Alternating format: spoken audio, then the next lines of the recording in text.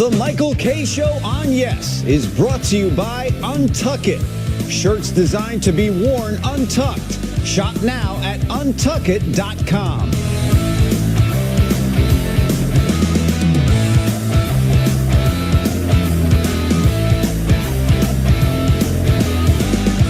And good afternoon, everybody. This is indeed the Michael K. Show. We thank you for joining us on this Friday, December 13th, 2024. This is the final show of this iteration of the Michael K. Show. There'll be other Michael K. shows, but this one is ours. We are coming to you live from Tommy's Tavern and Tap in Clifton, New Jersey, and not trying to oversell it, this place is absolutely packed. And we thank everybody that's been waiting outside for a couple of hours and hope that everybody did get in, tried to see everybody when they came in. And it does mean a lot to all of us. The show has meant a lot to all of us, and hearing your stories that you told me while I was outside, it means the world. It really does. So if we help you get through a tough time at any point or a happy time, it means a lot. That's what you do this job for. Yeah, it's like so many stories like that. You know, it was a tough time in my life, whether it was COVID or some illness they had, or it's just, hey, I started listening a variety of years. Could be 2018. Some people went back to 03. You know, just crazy stuff. Since July 15th, 2002. That's when the show started, 10 to 1. I think we moved to Afternoon Drive sometime very early 05. Right. So that's 19 years in Afternoon Drive. Pretty incredible stuff. So thanks, everybody, for coming out. This is going to be a fun day. Now, fun. Be honest, Michael. Yeah. Let's be honest, Mike. Okay, Mikey. Now, today, when you woke up, and I got that lovely text message from you, first thing. Very nice. But Don still got his message. Yeah. Okay, that's nice of you. You deleted, you edited it. It was rejiggered. Rejiggered a bit. Yeah. Okay. It was much more emotional, and this one was pretty emotional. But you cut down some. Yeah, I took some After yesterday. Out. Yeah. But when you woke up today, and when you showed up here today, and you're seeing what you're seeing, is it feeling a little more emotional than it has the rest of the week? Maybe a little bit more, but you're not going to get me to cry. You don't think you're crying? I don't want you to cry. It'd be uncomfortable to see you cry. I don't know. I don't think I will. No? No. But if I do, So does it make me less of a man? More of a man. Who wants to see him cry today? All right, well, here's the secret sauce to make That's that what happen. they want. If you go up to Michael and you say, Michael, I've been listening to the show since 02. Means nothing. And the show really means a lot to me. You won't get anything. You'll get eggs. Right. What? But if you want Michael to cry, say, Michael, you got me through a lot. Once he Peter and Don, they could die right in front of me.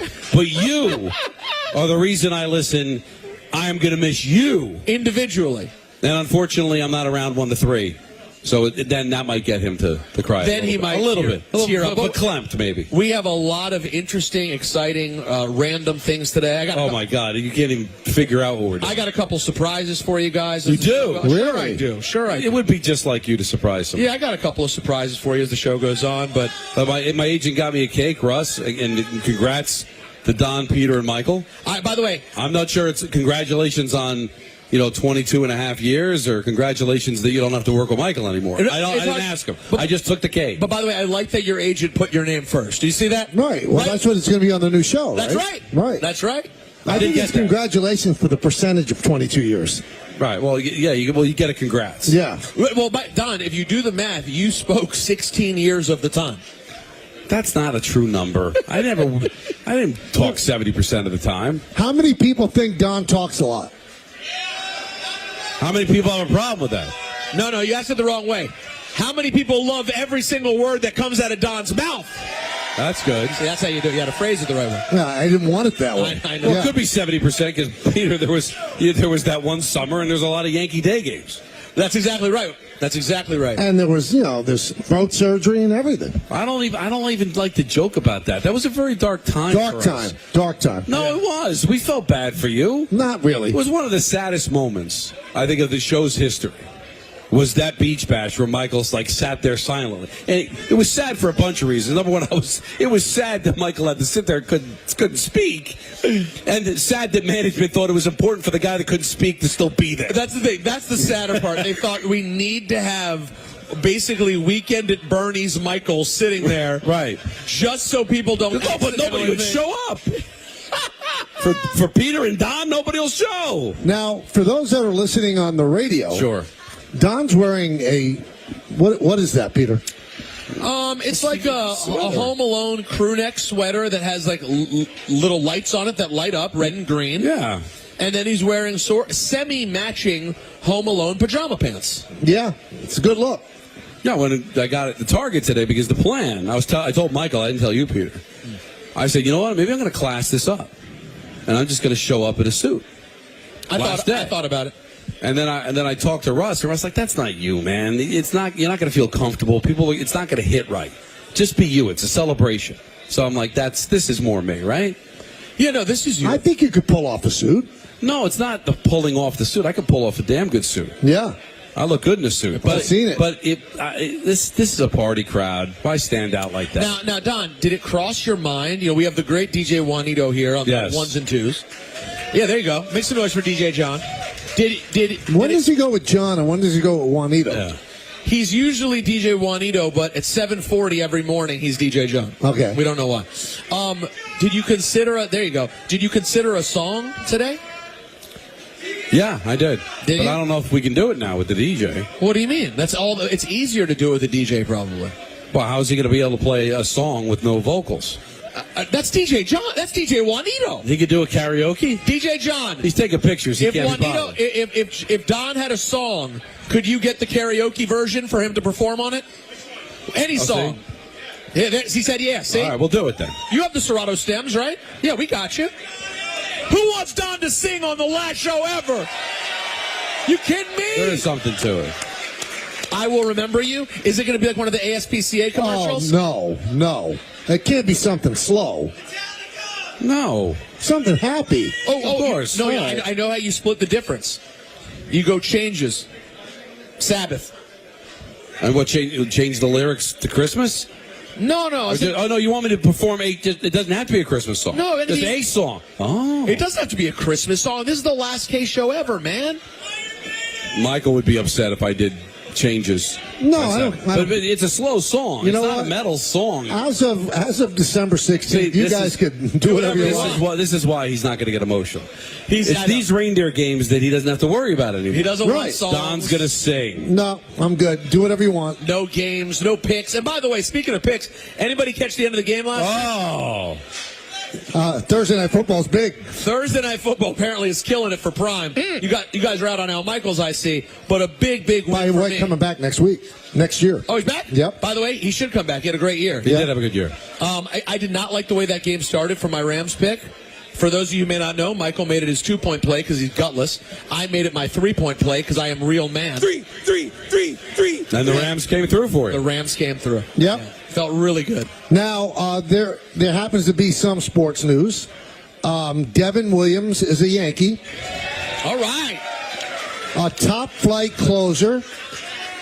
So the Yankees get him from the Brewers, and they get Alonso's him favorite pitcher. for Nestor Cortez and Caleb Durbin. Boy, the Yankees really sold that for a while. This guy is going to be our second baseman. Great bat-to-ball skills. He's in Milwaukee. He's out. He's out. So Devin Williams now, if you're a Yankee fan, this might be bad news.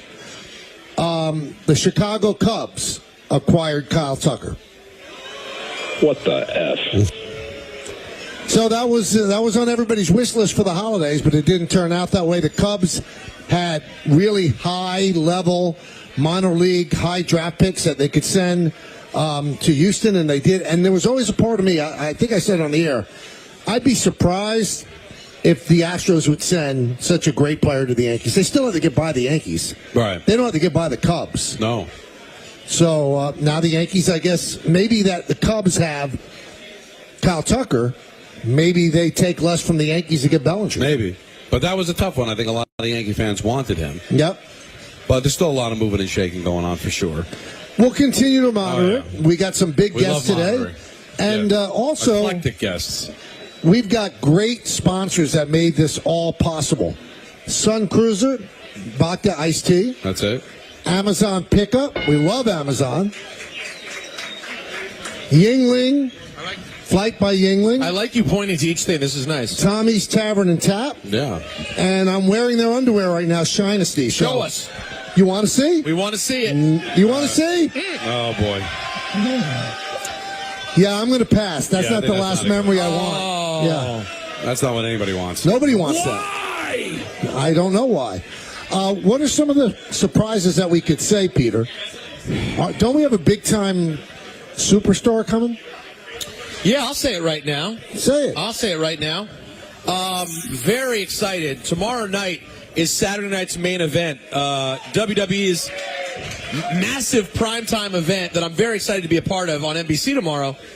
And making his return to WWE after many, many years and making his debut on the Michael Kay Show right here in Clifton, New Jersey, will be the Hall of Famer, Jesse the Body Ventura, ladies and gentlemen.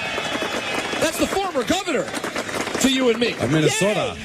Now, will Jesse be wrestling tomorrow? He will not, I believe. Okay. You never know. Although, you know what? You ask him about some of the people he doesn't care for so much. I'm sure it's on the table. But very excited. And then we'll have some other random surprises pop up throughout the day as well.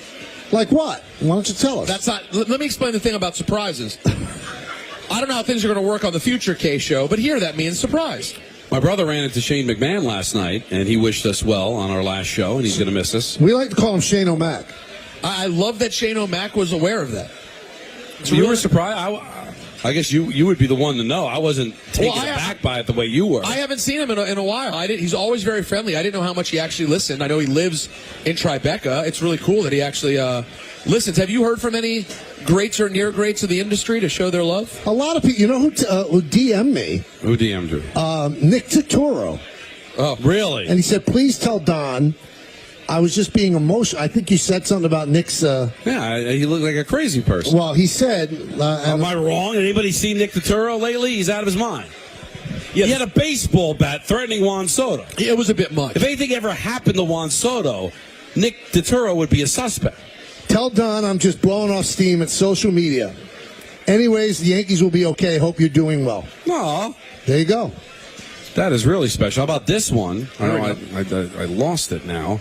I got to try to find it because we're getting so many. What about the post from A-Rod? Yeah, that's what I had. Oh, sorry. It just refreshed and disappeared on me. Did you see A-Rod's lovely post? No. Yeah, A-Rod posted on Twitter and Instagram. Really? Yeah. About the show? Yes, in about 30 or 40 minutes. Don will pull it up and read it. Well, no, because I had it all ready, and then we've been getting so many. See, then you got to download the app. Right. Which and you don't have the internet. It was right here, and then Wi-Fi. It was refreshed on me. It was a lovely. Congratulations on an amazing 22-year run. Michael Kay, Peter Rosenberg, Don LaGreca, your show was a must-listen for true New York sports fans. You three never disappointed. Wow. Yeah. The Rod. Rodriguez. The Rod. The Rod. The big Rod. All right, so since this is the end of the show, Don, do you remember the first show where you really didn't participate that much? Oh, I'll never forget it. Please tell everybody. I remember it as much as I remembered like yesterday's show. That's how fresh in my mind it was. So all these pinhead suits, I don't know. Some of them will be here. Some of them will be, but whatever. They did it. They made their bed. Now they got a lion. Right. Now Michael was probably at Yankee Stadium, but he was not in studio. So they tell me, Don, big opportunity for you to co-host with Michael Kay. Hang in there and do a show with Michael Kay. And I'm thinking, wow, that's really cool, man. Voice of the Yankees, get to do a show with Michael Kay. Why not? Hey. So I sit there, and we did 2 shows, back-to-back days. The first show, Michael says to me, so I hear you're a big hockey fan. I was like, yeah, love hockey. He's like, I put harness racing ahead of hockey. Let's go back to the calls. That was it. That was day 1. You are a terrible person, man. Day 2. Look at you. Day 2, if you remember ESPN, the made for ESPN movie about Coach Knight. Yep. I remember it. And it was horrible. So you asked me, Don, did you see it last night? I said, yeah, it was horrible. He's like, ooh, look at Don going after the network. Boy, and was that a portent of things to come? So the Yankees last night. So those are the first 2 days. So I hate his guts, and I want him dead. I'm like, this piece of garbage is ruining my opportunity, Peter. I got a chance to do a show with Michael Kay. He spoke to me twice and didn't even barely let me respond. Well, and by the way, what an animal. Now, and by the way, the 2 things he said, One was intentionally disrespecting your passion. Intentionally disrespectful. The second was calling attention to upper management. Hoping you'd get canned. Now, Michael, why don't you tell everybody what you were told about Don LaGreca's opportunity to work with Michael Kay? Well, they told me we have this guy, Don LaGreca, and we'll have him in the studio because, you're going to be at the stadium and on the road, and in case the line drops out, he's there to take over. They didn't say he was a co-host. They didn't say incorporate him into anything. So that was what was, and this has happened throughout the years, where they bring somebody on the show, and they tell them one thing and they tell me another, and then they say, here, go swim in the deep end. Now, this was early on. The story we're telling you is technically before the actual Michael Kay show came to be on July 15th, 2001, but it was the first interaction I had with Michael on the air. So I was just an insurance policy because back in 01, the technology of working remote was a little sketchy, especially for our company at that particular time that had to pay 86 cents a minute on ISDN. So having somebody as an insurance policy back at the studio was probably a good idea. Was it really 86 cents a minute on ISDN? It was ridiculous. Wow. But you know what? We made it work. Eventually I did updates, and it's because of Michael Kay that I was able to have the career that I did. When they put us together on July 15th of 02, I was the update guy. And Michael did the show. But Michael would ask me things, bring me in, and then eventually it got comfortable enough where I became a co-host. And the only way that happens, Peter, is if you have a host that doesn't have an ego, a host that's going to allow people to grow around them. Because you're going to just treat me like a yo-yo update guy and not talk to me. And so who was the host that you're talking about? That's this guy. This guy. I'm talking about Michael Kay. Wow. Well, there's different types of egos. That's right. But this particular ego was, hey, this guy's pretty good at what he does. It's difficult doing a show by yourself. I trust that if I throw him in, he's not going to derail the show. Peter, that doesn't happen unless Michael allows it to happen. He never had any motivation to do it. No. Thus the reason, he's moving on and he's not going to allow anybody to talk on his 1 to 3 show. But now, 22 years later, I feel that I'm finally capable of doing a show alone. That's it. Yeah. So you don't need anybody. And by the way, and let's check back in a few months. I make no mistake. I'm not kissing up. Like, he didn't need me. But I thought he looked and said, I think this guy can bring something to the table on the show. Everything you're saying right now, because today's the day where we lift it all up and show everything. Yeah, what do we like to lose here? I mean, well, you and I still have to do a show together on Monday. We'll be fine, though. Well, the beauty of Kay is, you said no ego. That is not true. Whenever he says, I have no ego, I hate myself, I disagree with that. Michael definitely has an ego. He definitely likes it being the Michael Kay show. He enjoys being Michael Kay on the Michael Kay show, blah, blah, blah. But he also does have an unusual generosity where he does not feel any sort of jealousy to see his partner shine. You see what I'm saying? Oh, absolutely. Like Michael wants to be king of the mountain. He's counting down the seconds. He thinks Don and I have gotten way too big for our britches. He's ready for the next Michael Kay show, January 6th, 1 to 3 right there on 880 a.m. But when we shine, no one seems to take more joy in it than Michael Kay. That is the conundrum, the complexity that is Michael Kay. So that would lead me to believe that you're full of crap when it comes to me having a big ego. Go ahead. Why would I have that generosity of spirit if I had a big ego? Well, because here's what I'll say: you're so on top of the mountain that Don can have a great day, Peter can have a great day, we can have great moments. At the end of the day, without Michael Kay, it's just the show. I just think I didn't say you were much to the chagrin of Phil Mushnick. You're not actually translucent. You don't. A translucent, someone who's really, really thin-skinned, is scared that his co-host will outshine them. That is not your ego. I think you like being the man whose name is on the marquee.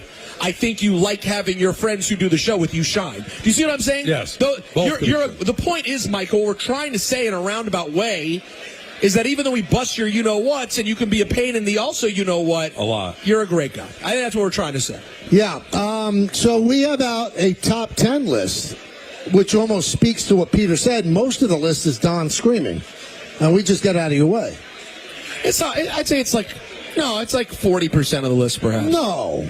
You want to go over the list? I'll go over right now. But I don't think I was just screaming. I was saying things of import. I meant Hey, by the way, Flight by Yingling is There a it proud is. partner of the ESPN New York Holiday Party, which we're all enjoying right now. You have the top 10 list, Peter? I will in a second. Why is it taking so long? There it is. Look, it's the first thing on Awful Announcing today. Oh, you're using their list, not ours? Oh, I was using the Awful Announcing list. Do we have our actual list also? It's somewhere. Do the awful announcing. Well, here's Now what that he's actually here, we should bring him on. Here's what I'll tell you what Awful Announcing had to say. All right. It's the end of an era. After 22 years, the K-Show as we know it has come to an end on ESPN Radio in New York. Blah, blah, blah, blah, blah. The number 10 moment, according to Awful Announcing, September 15th, 2015, Peter Rosenberg's first day on the Michael K. Show. How could that be number 10? It's got to be so much higher. Well, you're joking a little bit. No, I mean it. Here's what's crazy. Okay, I want everyone to remember, okay? Love me, hate me, think I'm average, think I'm great. I've been on the show for 9 years, and I'm the biggest change that ever happened after the start of the show. Here's what's ahead Well, that lasted. There were bigger changes. But they didn't work out. They didn't work out, though. All right, here's what's ahead of me. I've never said the Peter situation. The Bonnie situation. Is a situation. See, if you know, you know. Number 9. You guys may not remember this. October 16th, 2012. Donald Trump joins the Michael K. Show. You remember? No, we're not talking politics. He wasn't the president. He was just hosting The Apprentice. Like, that was not the 9th biggest moment ever in the show. But that was the thing that catapulted him to the president. Is that what it is? Oh, Yeah. so you're saying this moment wasn't big for the K Show. It was big for Donald Trump. And for the nation. So that'll be on his list of. And the world. And the world. Yeah. So, yeah, I disagree with that. I mean, I'm pretty sure I remember those days. You guys were station number 31 out of 42 that Donald Trump had to call during his apprentice run. But, okay, number 8, another great moment. December 13th, 2019, Edith from Mawa joins the Michael K. Show. So we are at the 5th anniversary. Then today's December 13th. Can we recreate that, Don? I'll be you. All right. So this is what happened 5 years ago today. That's Edith. Leaving him hanging. No, Wait a minute. it's so much worse than that. Good looking Wow. So man. Uncle Dane's been gone 5 years. That's incredible. No, Michael. In 5 years, it doesn't seem like That it. is, yeah, because that we were doing it at Buffalo Wild Wings. I had a flight to like Anaheim after the show. Crazy day. Sam Darnold was there. That was a crazy holiday. Oh, I believe I had a great day that day. We'll only be topped by this. Don't worry. No wonder your show is number 1. Jess just showed it because Jess loves it. Oh, it's the best clip of all time. Rest in peace, Edith. And again, I love that moment. I don't know if it supersedes my entire existence on the show, but it's okay. Number 7, January 25th, 2018. Michael K. eats a Whopper. Do you guys remember the moment? Some of my greatest days are days I had Whoppers. It's a hell of a day. Number 6, Michael K. becomes the James Dolan Whisperer. That's how Awful Announcing described it. I was the one that asked him about Phil. Yeah, ask Phil, he said. April 1st, 2005. I don't believe we're supposed to talk about this on the air. No, I'm surprised this. The Mike Piazza prank. Yeah, that wasn't good. It was one of the worst days That's not. ever. I almost quit. It was really bad, right? Well, really bad. I said I don't do April Fool's stuff. I think it's terrible. So they decided to do an April Fool's thing. Wait, who is they? I think it was Aaron Spielberg. Aaron right? Spielberg, who was disciplined and pulled off the show and made program director. Because at our That's an interesting station, punishment. we fell up. Wait, hold on. He produced your show at the time? Yes. And what he did was so egregious Yes. that they gave him a better promotion. title and promoted him to program. Right. Yes. Interesting. Now you're up to 5, right? Yeah. Let's hold off on those because we have to break. All right, let's do it. Because we have a special guest We coming sure up do. next, and we want to do that and do it We'll right. get through. We got a lot of stuff to do, everybody. Thank you all for being here. Don, tell us what happens when you go in your bath nude.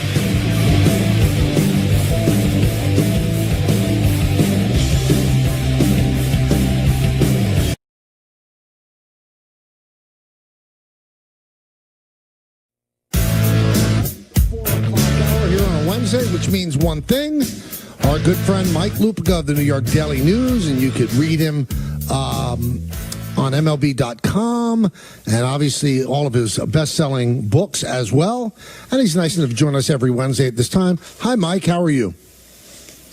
Good afternoon, gentlemen. I love hearing V's voice. I knew V very well all the way back to Iona. I will tell you my two favorite V stories. They've been told and retold, but I just love them because he was one of the funniest people. I don't know if you ever saw him in person. He was as funny as any stand-up comic. He was that good. And, the first favorite is when he called, I forget what college ref it was, he called him over one night and he said, "Can you give me a technical foul for what I think?" And the guy says, "No, Jimmy, I can't." And Jimmy said, "Good, because I think you suck." Okay, that was one. But here's my favorite. There was one year where they changed some sort of NCAA regulation, and he came home and he said to Pam, this is when he was coaching at NC State, he said, "Honey, they've changed the rules, and during the off season, there's going to be a period where I have to be on campus for 30 consecutive days." And she said, "Okay." And he said, "And so I'm thinking I want to make love 30 times. And Pam thought about it for a second. She said, "Put me down for 2. Wow. So that V he was all that, and he was obviously a dear friend of my dear friend John Saunders, who practically who was with him all of that day before he gave that speech, and John was amazed until the day he died that Jimmy was even able to get to the microphone that night. But if you watch it, and we've all watched it a million times, once he got his first laugh, it was like he was well again. It was really one of the great nights in the history of this network. Absolutely, and they've done great things with it, raising a lot of money for cancer research. So a good job by the Valvano family and by ESPN as well.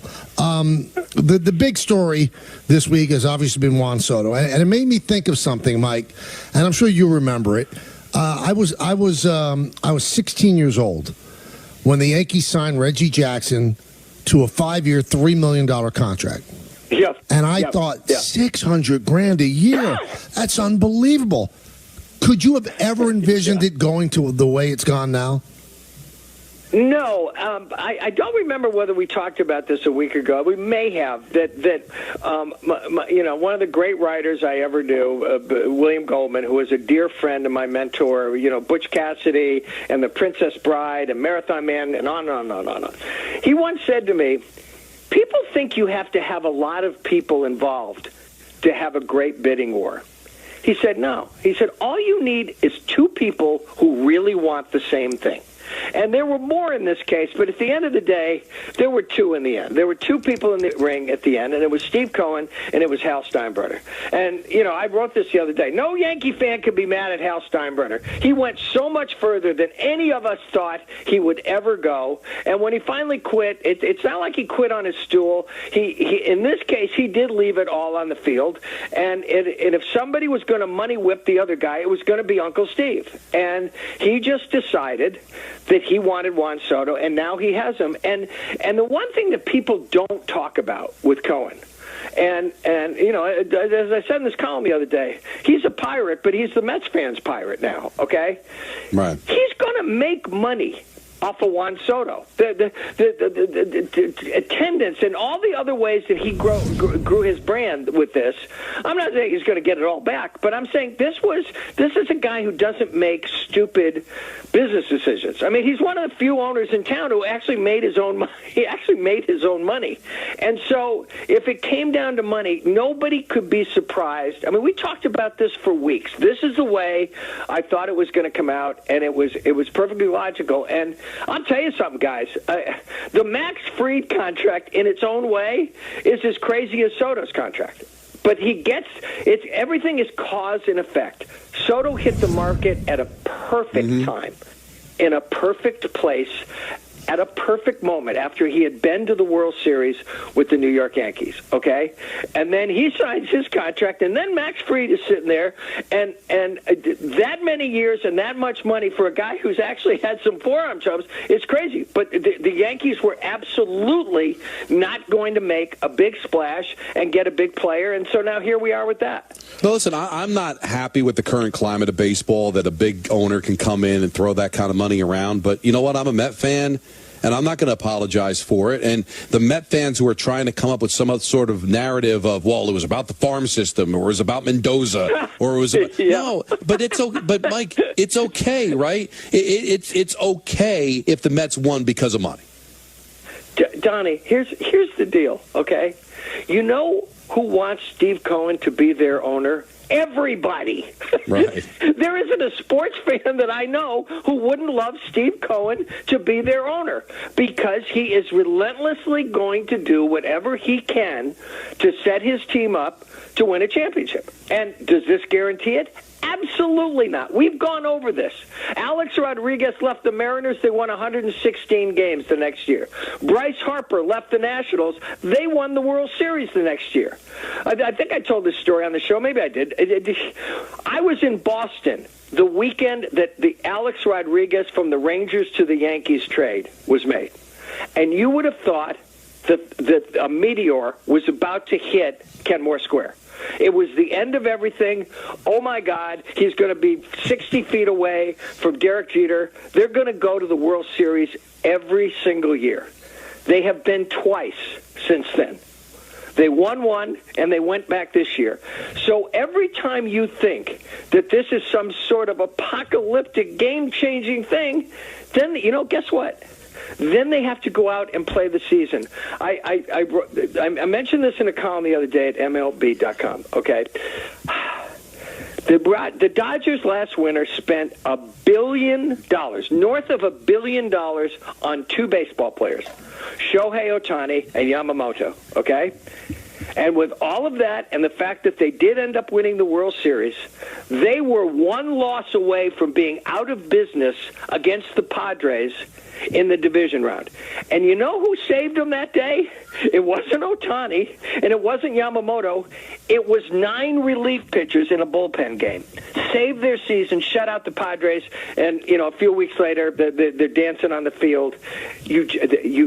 All of this stuff is great. The baseball winter is great, and then guess what? They're going to go play the season. Now, a lot of our listeners might, they're younger, and they might not know this, but Mike Lupica is the guy who christened George Steinbrenner as the boss. He's the first one who called him that in the Daily News. So one of the narratives that's out there right now, Mike, is... Oh, God. No, not what would George do. But George would not have allowed this to happen. And with all due respect to George, he didn't have to deal with Steve Cohen, and he didn't have to deal with Guggenheim Partners. So it might have happened to George. Oh, my God, there's no more tired trope in town that, George wouldn't have let this happen. What would George do? Okay. Yeah, you know what George did? When he wanted Dave Winfield, he went out and got him and had buyer's remorse, Michael. How soon? About 20 minutes later? Mm-hmm. And all of a sudden he was Mr. May, okay? And he was basically bidding against himself with Dave Winfield. So this would have played out exactly. It was so logical the way this was going to play out. And I know that Cohen, from everything I'm reading, didn't know until the last day that he was going to get him. But he had, in his case, he had more money to offer.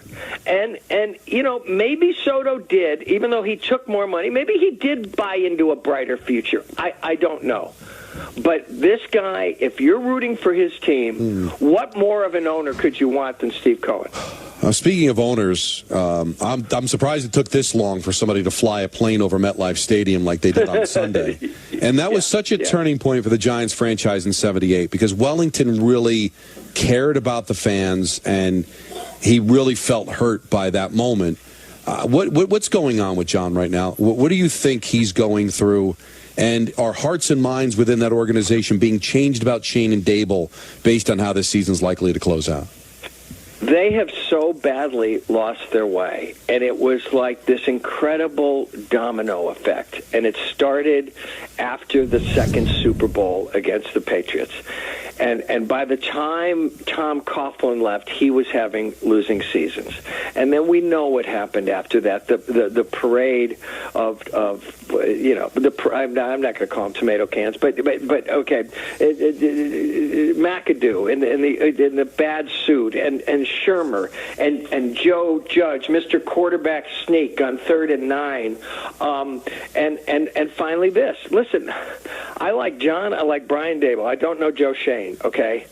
But I don't know how you can sell this angry fan base who feels like they have been deserted by ownership that about 10 years ago considered itself one of the model franchises in the sport. They were the Steelers and the Giants, the family business, all that stuff, okay? And now they have become a team as lost as the Raiders are lost right now, as the Carolina Panthers are lost right now. And the names, Mara and Tish, right now don't mean anything to the fans. And again, I've told you this before. I love Wellington Mara. John Mara and I we knew each other in college. We went to college together. I know how much he wants to win. He just doesn't know how anymore. Yeah, it's shocking. It is shocking. And let's move over to the other team. Aaron Rodgers spoke again today. Yeah, he never stops. And said maybe there is a Jet curse and we have to end it. So now it's a curse. Now it's something that we can't even touch. It's nothing that we could put our finger on. It's the mystic other world. If this guy had made a few plays along the way, they'd be a 500 team right now. Yeah, they'd be battling for the playoffs. No. If he had just made a few plays, they're battling for the playoffs right now. And the defense has been overrated, absolutely. They're a team as badly coached as there is in the National Football League. Okay, that much is clear. But if he makes a throw against the Vikings, they win in London. If he makes a throw against, he tried to blame it on Williams. If he makes a throw against the Bills, on and on and on. I'm not saying he had to make all of them. But he was brought here. Those were the plays he was brought here to make. And what we have seen is a 41-year-old quarterback coming off a devastating injury who is never going to be the same again. I'm not saying he might not get a job next year. He might very well get a job. But if he had, Belichick's great line, do your job, okay? If Aaron Rodgers had come close to doing the job he was brought here to do, the Jets are a 500 team right now. They're a 500 team. You would have thought that by accident, in all of those games where he had the ball in his hands, when he had the game in his hands, he would have been able to deliver, and he never delivered one time. Even if it had been once or twice, Mike, you're right. It's a totally different season. They're still playing meaningful football games. And I know this is a bad guy take, but I'm curious for your thoughts. The numbers were way up, over 300 yards this week. And, Mike, I watched the game, and I still never saw him throw the ball in any way like he used to. Oh, Peter, how about the last drive when they can put this thing away, okay? And, again, it's coaching and it's him. And maybe you can't separate one from the other. They get stuffed for a loss on first down, and then he gets sacked on second down, and then he throws the ball short of the markers just trying to preserve the field goal, and they kick the field goal.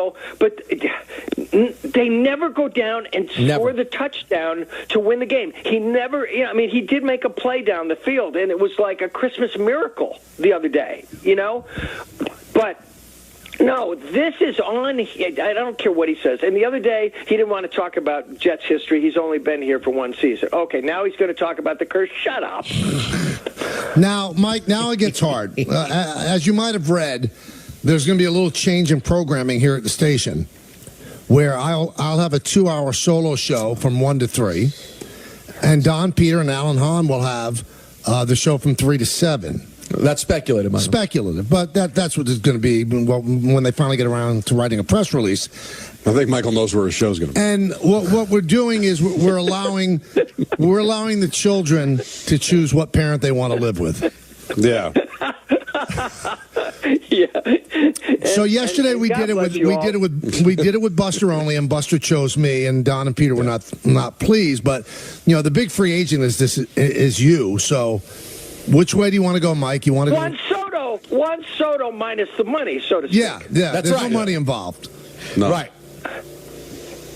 Okay, well, listen, I knew this question was going to come. I mean, as soon as I realized that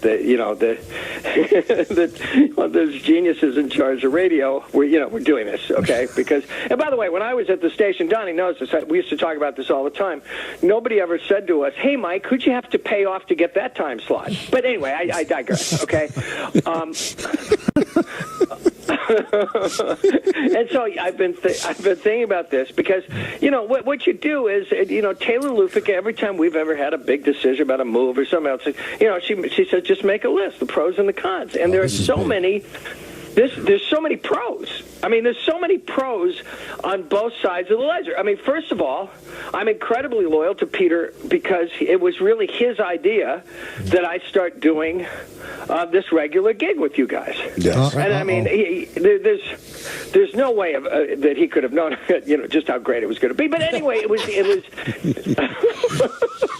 So things always start. And listen, and Michael, I'm trying to just soften this, Michael. But everybody knows how much I love Don LaGreca. I mean, I would have how much I respect him, and I respect you too, Peter. Don't take this wrong. No. You know him a long time.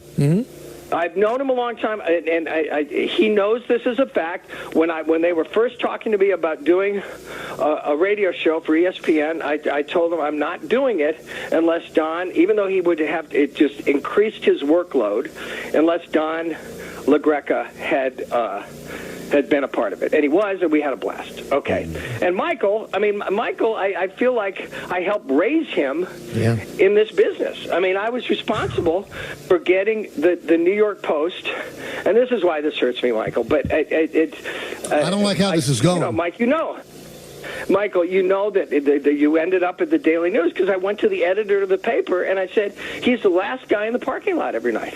Yeah. He gets stories that nobody else is getting, and we have to get him, and we got him, and before long he was on the radio, and before long he was the television voice of the Yankees. So I do not take this decision, Michael, I don't take this decision lightly, okay? So I'll just say to Peter and Don, see ya! Yeah! Mike, and I say this sincerely, enjoy the smaller audience earlier in the day. Wow, you hear that? You know what? You know what they say, Peter? You know what they say in show business, okay? There are no small parts. There are only small actors, Peter. That's right. Well, hold on. Don said that, to be clear, but I agreed with his sentiment completely. I hear what you're saying. This was tough, what you just did. This is going to be tough for us. This is very difficult, but I can't. I've known Michael longer, and I've been so happy, and I've had so much time with the three of you. I'm sorry and I'm not ruling out the fact that it's some, down the line from time to time, I will. And the new, the new guy. No. Once you choose, you choose. Once you choose, you choose. I think you made the right choice when you hear stuff like this. It's over now. And why? There's no sleeping with the ex-wife. Are you really comfortable with this attitude right now? You know what? Do you want to have to every Sunday from now until the end of time read that Sunday column and just with anxiety? No, please don't do that. Another one? I can't have another Sunday column like that, Mike. No, listen. It was a very, very. Actually, it wasn't that difficult. But anyway, it was a somewhat difficult decision. Yeah. It was a somewhat. Thank you very much. It was a somewhat difficult decision. I knew you guys were going to make me choose, and after all of I've got all this time invested in Michael Kay. And he's really, the way his career has played out, it's made me look very good. Okay, right. And so no, it has. And so and again, there's no facetiousness. Peter came up with this idea, and I'm repeating myself, but everybody in town in the media business knows how much I love Don LaGreca. So this was not, really as easy as I'm making it sound. But at the end of the day, I've just known Michael longer. I'll tell you a story that applies here. Okay. I was talking to John Thompson, the great John Thompson, and we'd had a difficult relationship until later on in his life, and then we became friends. And we were talking about all of the Georgetown centers, And I said, come on, you got to tell me, Dikembe, Alonzo, Patrick, who'd you like best? And he just looked at me with that voice. And he goes, Patrick came first. And in the end of the day, Michael came first. And so there you have it. I get it. I couldn't have been more happy. Because if I ever, Michael, God forbid, got were you divorced worried? and the children chose me, I'd be overjoyed. I'd be laughing at Jody's face. No. And you know what, Michael? Did you feel like it was going away from you then halfway through the Yeah, I thought it was slipping away, and I was starting to get a little nervous. And Michael, I'll just tell you this, and I say this with love and great memory, okay? Uh-huh. Uncle Danny would have been really pissed at me. What, if you chose the other way? I think you would have liked the acting. Yeah, if I that hadn't you put chosen on. you. Uncle Danny would have been happy with, right? Yeah. No, he would have been... Because, you remember at the wedding, I practically made him get up and sing. He goes, no. I said, get up, come on. Do you know the best line from that wedding, Mike? I don't even know if you know this, but my uncle was singing, I think, and Paul O'Neill turned to somebody at his table and said, who is this guy? Really?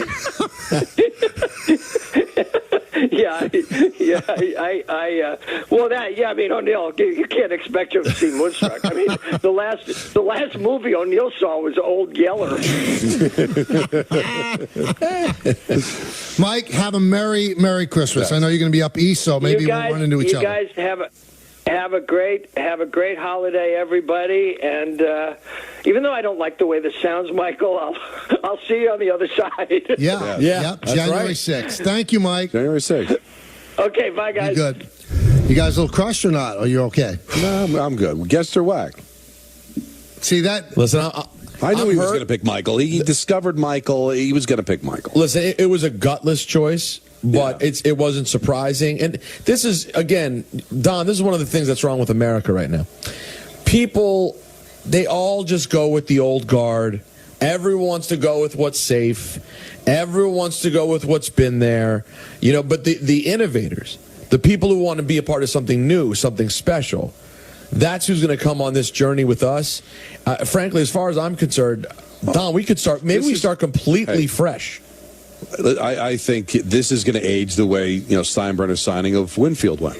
I think Lupica's already regretting it. Well, maybe it'll go like Steinbrenner's signing of Reggie, though. We'll see.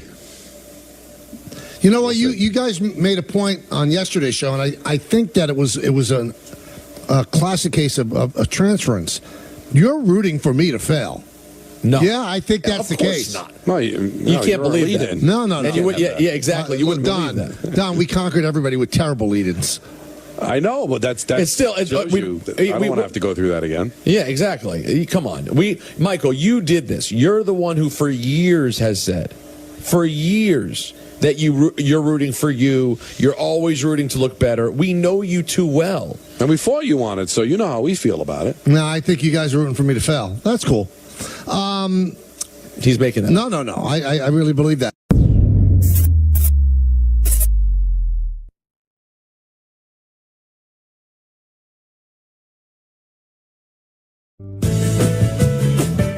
Ladies and gentlemen, it is the final edition of the Michael K. Show as we know it. And I am very, very excited. Tomorrow night on NBC, WWE is bringing back maybe my favorite property of all time in the history of all things WWE. And I am so honored to be a part of the broadcast festivities and to welcome one of the greats of all time, the Hall of Famer, Jesse the Body Ventura.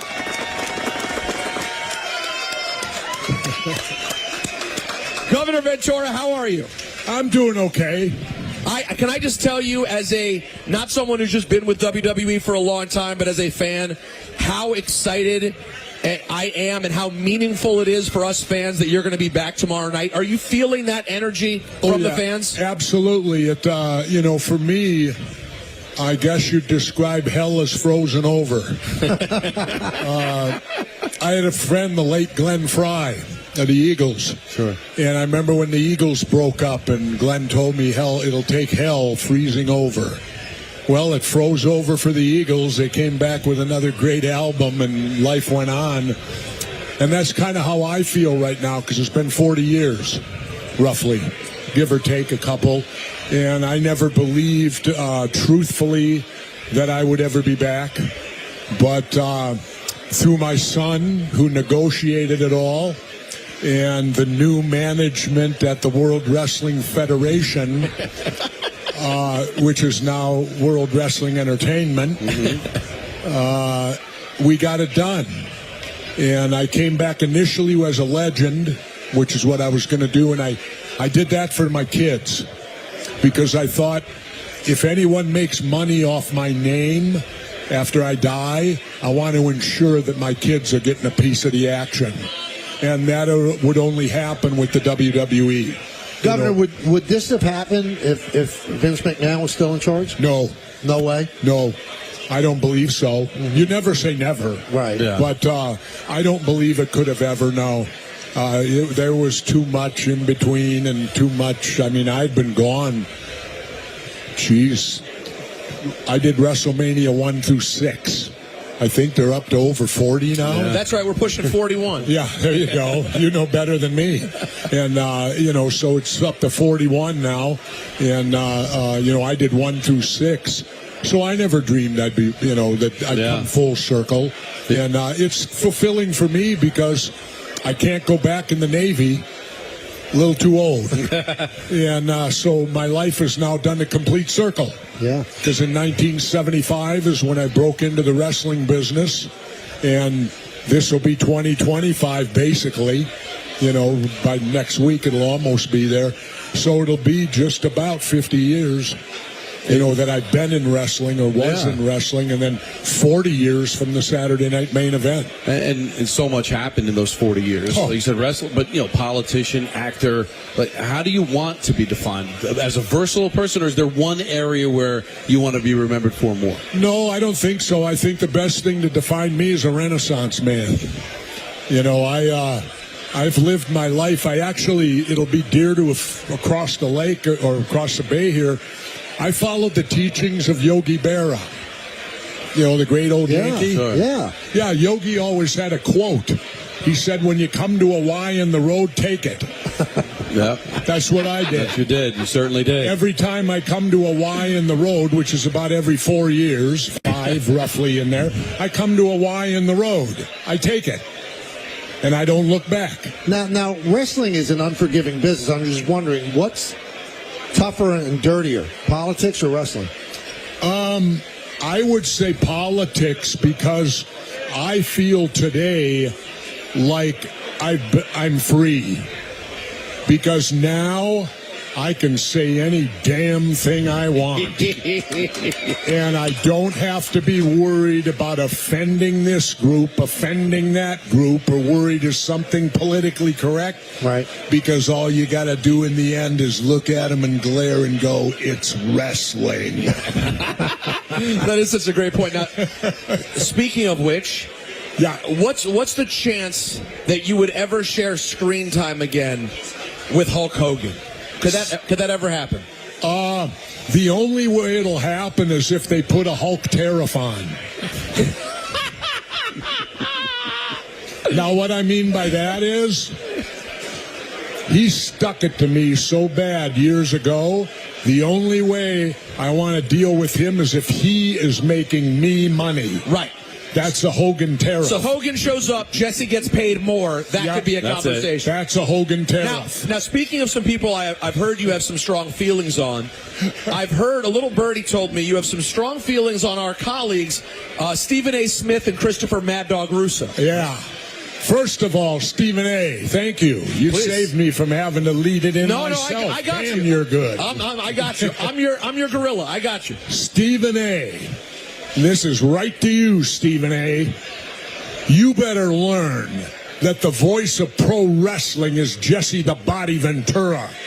Not, let me repeat, not Nature Boy Ric Flair. Ric Flair wouldn't even come to the WWE until they kicked me out. He never arrived till after I was gone. And now, going to this little cohort of him, that he calls himself Mad Dog? Chris Russo, yeah. He's damn lucky the real Mad Dog's dead. Mad Dog Vachon. Mad Dog Vachon. That's Mad Dog.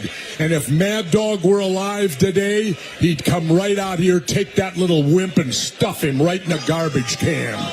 What did Chris do? Because there is only one Mad Dog, and how dare this guy, this little puke, how dare him try to take that name? It's more ironic than He should anything be else. ashamed of himself. Don, you have to understand, Mad Dog Vachon, that nickname is an iconic nickname Yes. in the wrestling business. And you need to see his picture. And when you look at that and you look at this other guy, bring up Vachon. I'm going to show him a picture of Mad Dog But Vachon. in defense of Chris, I think they're just talking more about his bark than his bite. There you go. Look I at don't that. know, but you take a look. There's Mad Come on. Dog Yeah. Vachon. That's what a Mad Dog looks That's like. what a Mad Dog looks Yeah, like. Russo would let himself. No teeth, bites the hell out of you. There's a Mad Dog right there, not this little bozo that's on with Stephen A. Jesse, have you paid any attention to this, the story, very, very relevant here locally in New Jersey, these drones that are flying over New Jersey? Have you seen anything about this? I haven't seen, but I've heard it. People are talking about it. What do you? You are someone who I know has always been very distrusting of the information that we're handed, and to be honest, So you're telling me I need to bring back conspiracy theory it might be time. Enjoy that. and find out what these drones are all about here in New Jersey? Well, I would do that, but you got to remember something. When I had conspiracy theory before, I got read off on the floor of Congress. Really? Into the record, yes. Or when we exposed their FEMA camps, these camps they were building that were barbed wired in, and we wanted to know who's going in them. Well, You know? try to translate as a former politician. I'm not. I'm a statesman. You Statesman. better get it straight You got it. first. All right. There you go.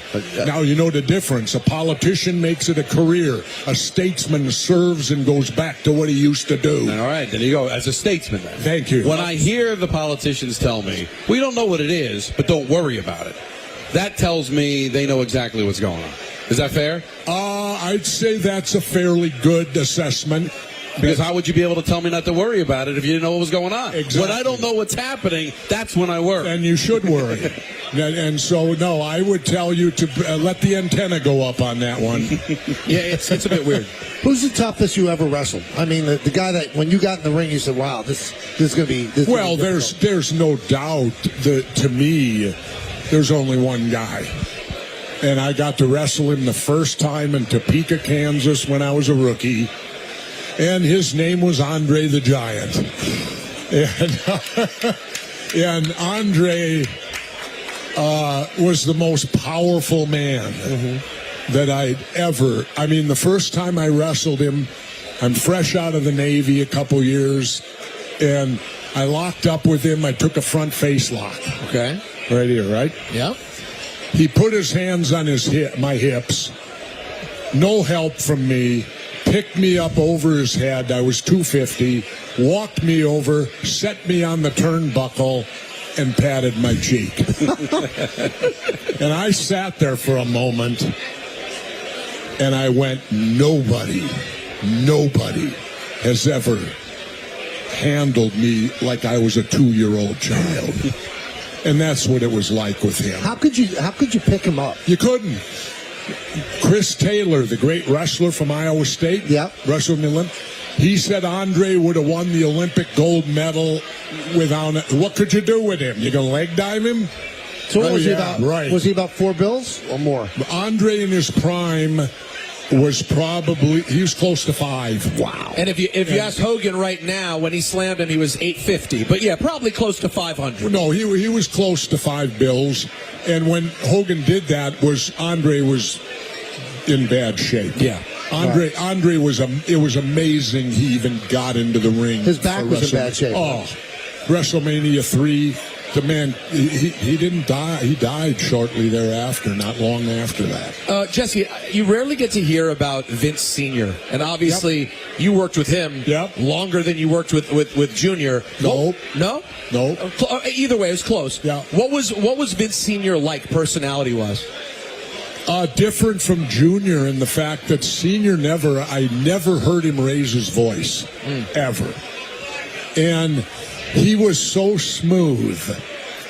You could be angry to the point of wanting to explode. And you'd go in for a meeting with him, and you'd come out of the meeting feeling great and accomplishing nothing. Do you remember Vince Jr. No, around? I mean, you would walk. He had that type of delivery. He'd give you nothing, And you walked out like, and you yes. walked out like you just won the lottery. Wow. You know? What I feel like happens in sports a lot is that the current athletes don't appreciate the guys that came before them. Do you feel that the current wrestlers appreciate the work that you guys did back in the day to get them to where they are? I think it's the opposite. I think they're going overboard the other way. Okay. With their appreciation. They're very aware Interesting. that the jobs they have today, that people came before them and paid a price for what they're doing today. Jesse, do you know that Peter was the 24/7 champion? What? Yeah, don't. I have to. Hold on. Listen. Don't embarrass me. Why? You were. Jesse. It was a very silly championship that they were doing for a while. Do you remember? Like it was sort of like the hardcore championship. It could be defended anywhere. No. It was a fakakta thing of today. It's not. You can't tell someone from his era about the 24/7 championship. I just want to give you props. And the other thing you need to understand, when I left wrestling, I left it. Right. I vaguely remember The Rock and Stone Cold. Right. I didn't want So have you done the work yet to be prepared for tomorrow? Absolutely. Who are you most of the? I will tell you about real quickly. All right, please do. I think Rhodes. I questioned Rhodes's. How do we say it? His parenting. Okay.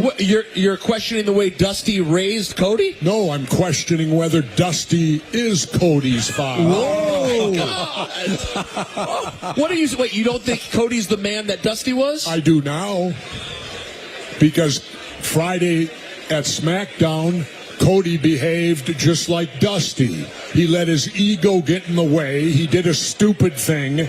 And right now he's in jeopardy of losing his title tomorrow night. Wyatt has the abs of Mr. America.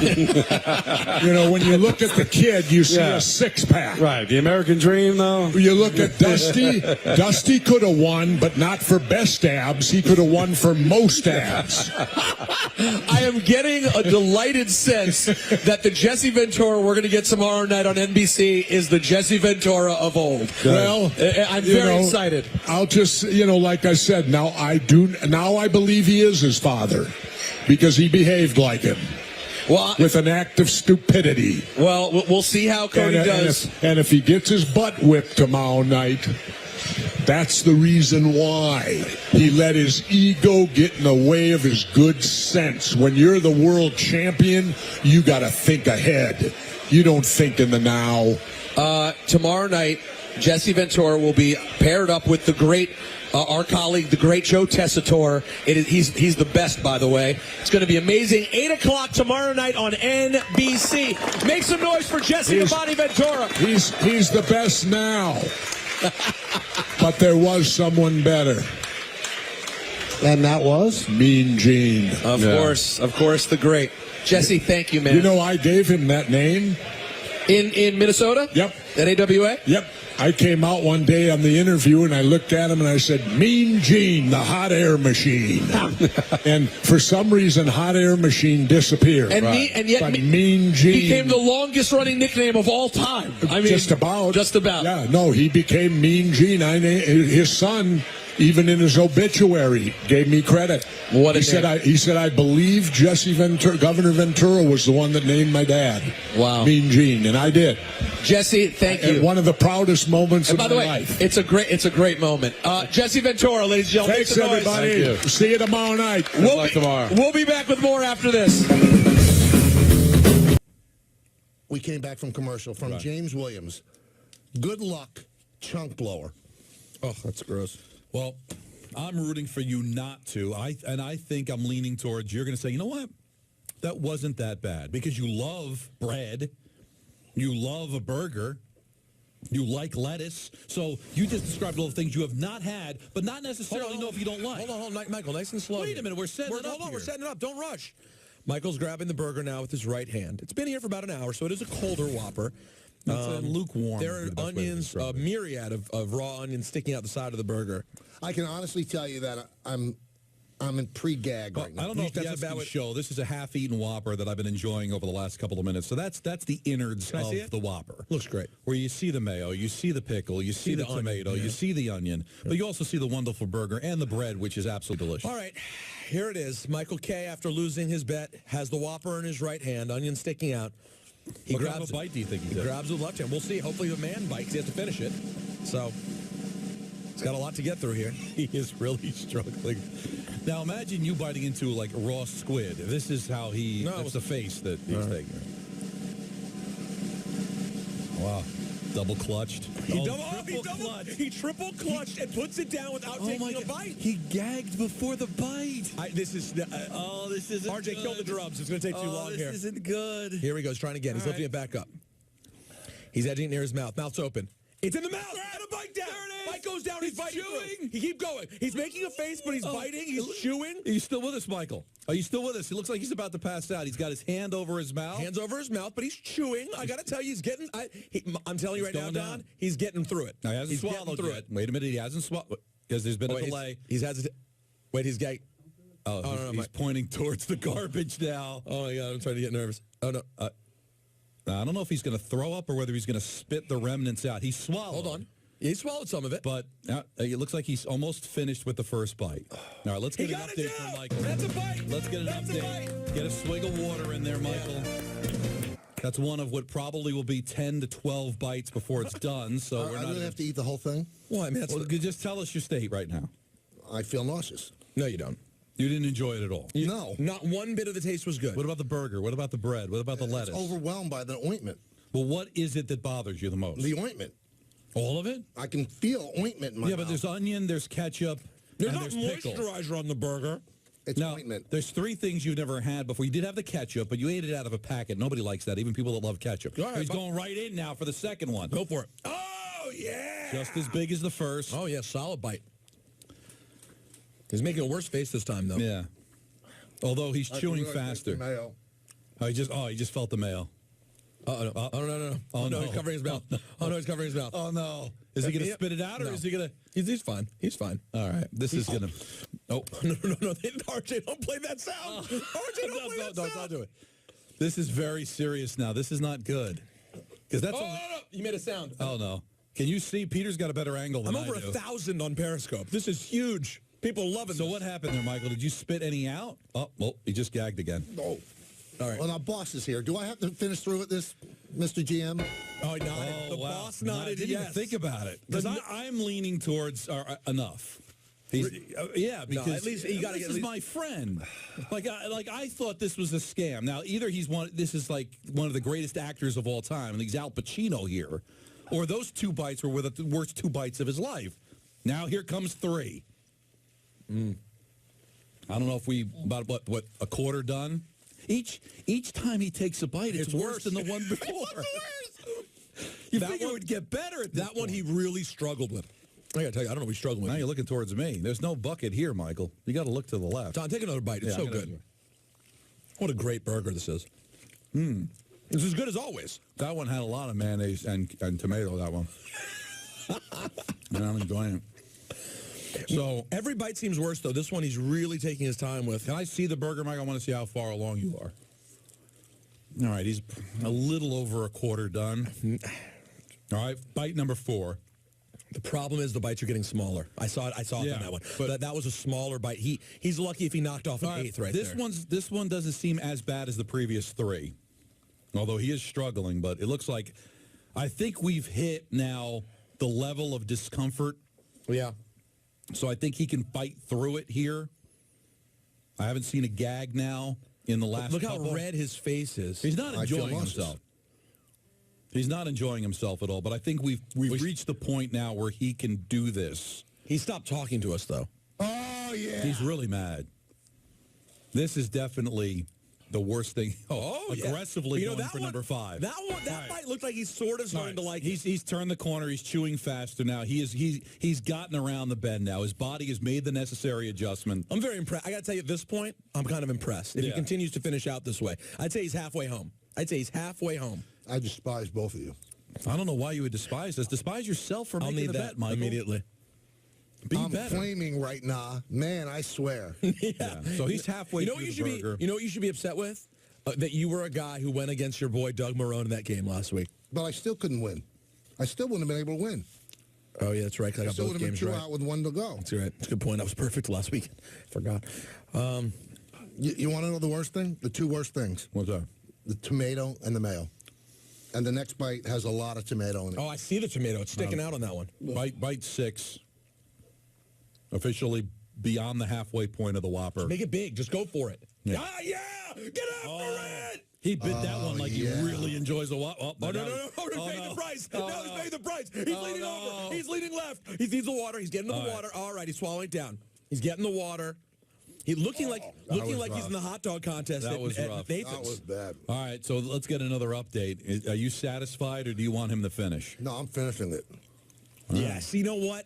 I knew it. This is my guy. This is my guy. You are getting a lot of points with the listeners. Twitter is exploding right now. They can't believe that you're fighting through this. You legitimately look like you're struggling. This is far worse than the ketchup packet. This is far worse than you dressing up in full Rangers uniform at a game. I'm getting my hair dyed.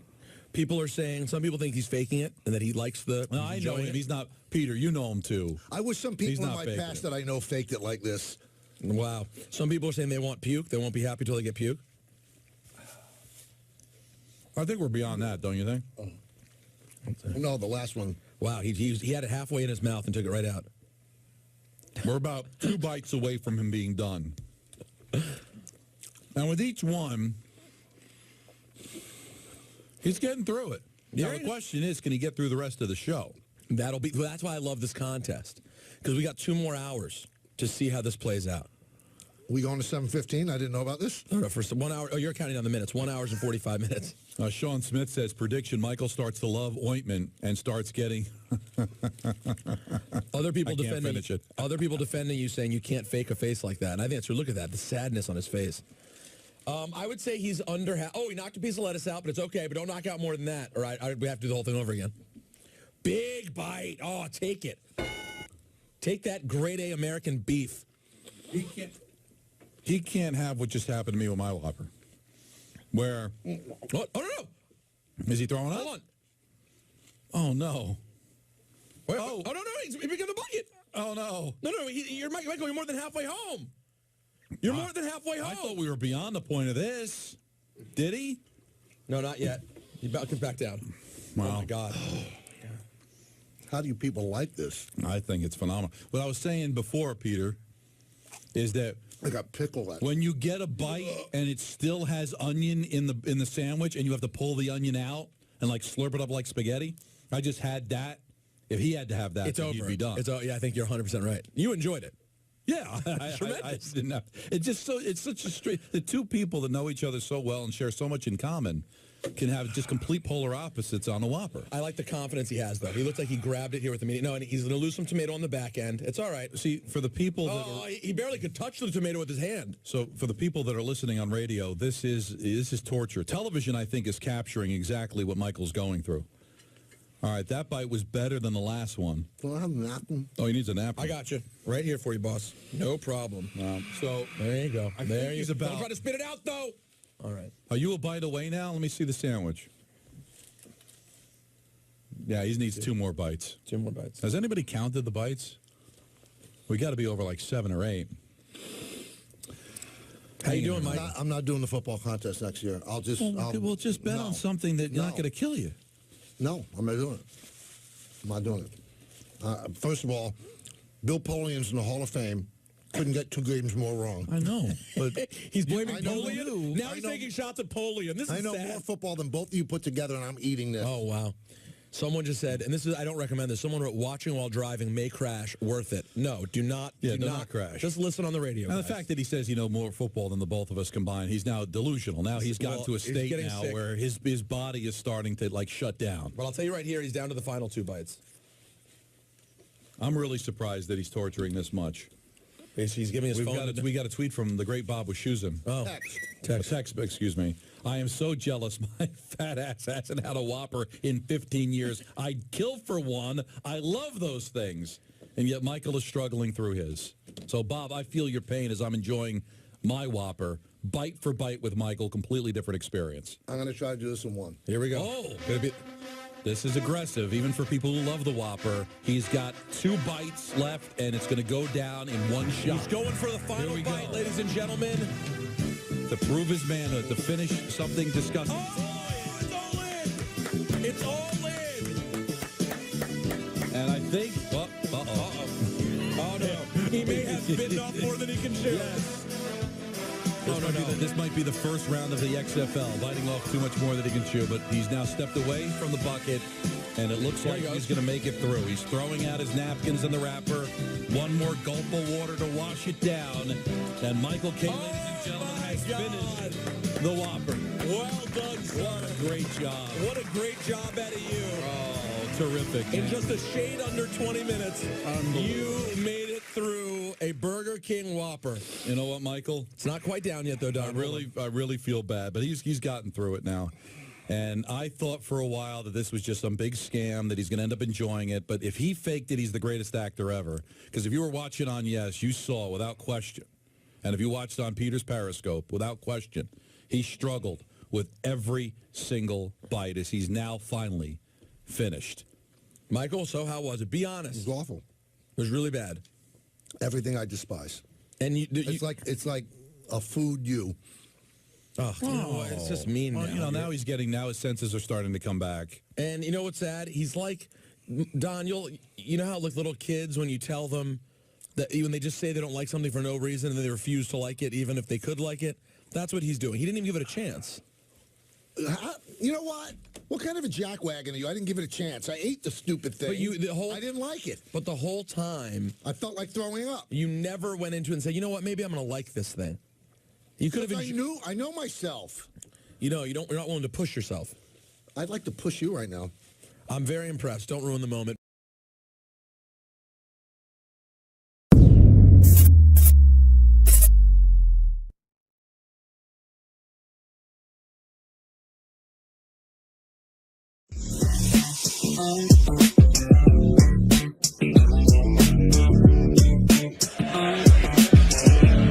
Hey, everybody, welcome back to the show. We are here at a place that you should go to. It is that good. It's been tremendous. We thank everybody for putting this together. Tavern on Tap in Clifton, New Jersey. Now, this is the final, I like this word. I've used this word a lot, final iteration of this show. So the Michael K. Show is going to just be Michael K. It's going to be from 1 to 3. And it's going to lead into the new afternoon show. And the name of that show is going to be Not the Michael K. Show. So I still keep my name in it. Right. And not Post K. Not Post K, just Not the Michael K. Show. Post-mortem K. But wait, I thought it was the show.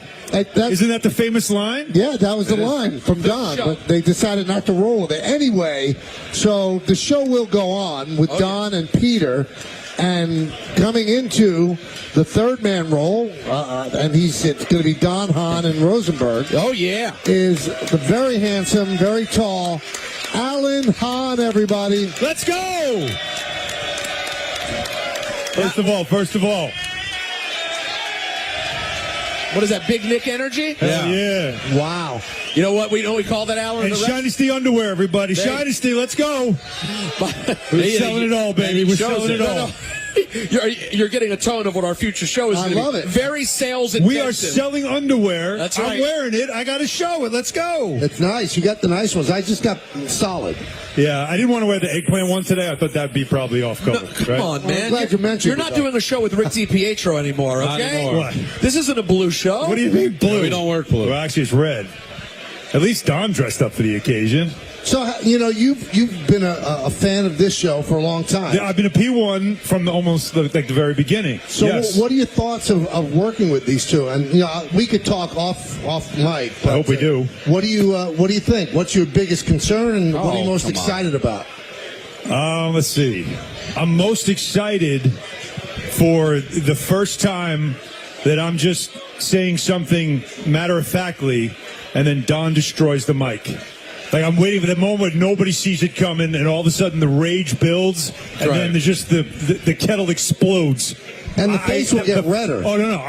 The first time that I look and realize, like, oh, he's about to explode. Get out of the way. No, I can't wait for that because I've never really been able to experience that in studio. I've heard it on the air. I've seen it on Yes. Never have I been in the studio when it's happened. And that first time is going to be like, oh, this is epic. I'm going to love it.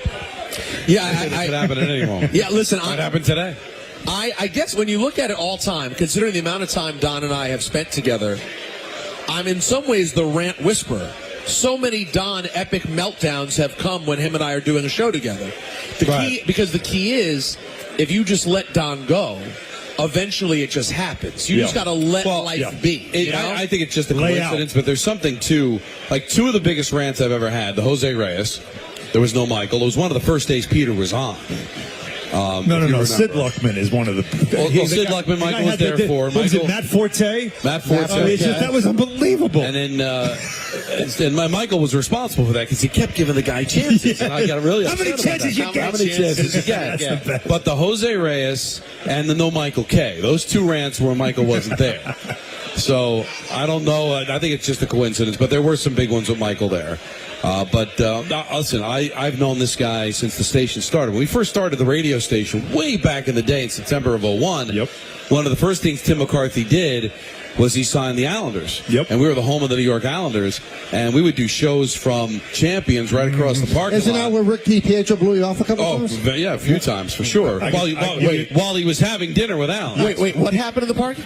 Blew him off. No, not in the parking lot. Okay, sorry. This story's really complicated. That was actually in the bathroom. So this is a funny side story to this, though. So they would do the post-game show, right? And it was Peter Schwartz. Peter Schwartz. Right. Would do the post-game show in Champions. This big table, this whole setup, all right. So I was a sports writer back then. I was a beat writer. And myself, Peter Body, a couple other beat writers, afterwards you'd always go over and have a beverage, just kind of unwind after a game. And so we go over there, but the kitchen closed, I believe, at like 11 o'clock. Which killed Peter. So you couldn't get there in time to get, once you were on deadline, no more food. All right. So we get there, and then there'd be this table, lavish table, with just every appetizer on the menu. Anything you could possibly eat, all of it on the table. Repug Don time. I mean, this is seriously like a buffet table at a party. And we go over, all right, there's something here, right? So the waitress would say, well, they've got all this food. Can we just get that? They got it. Oh, no. That's for Don LaGreca. That's what she would say. And we're like, oh, Don LaGreca, excuse me. Wow. Oh, yeah, no. And he wouldn't let you have any.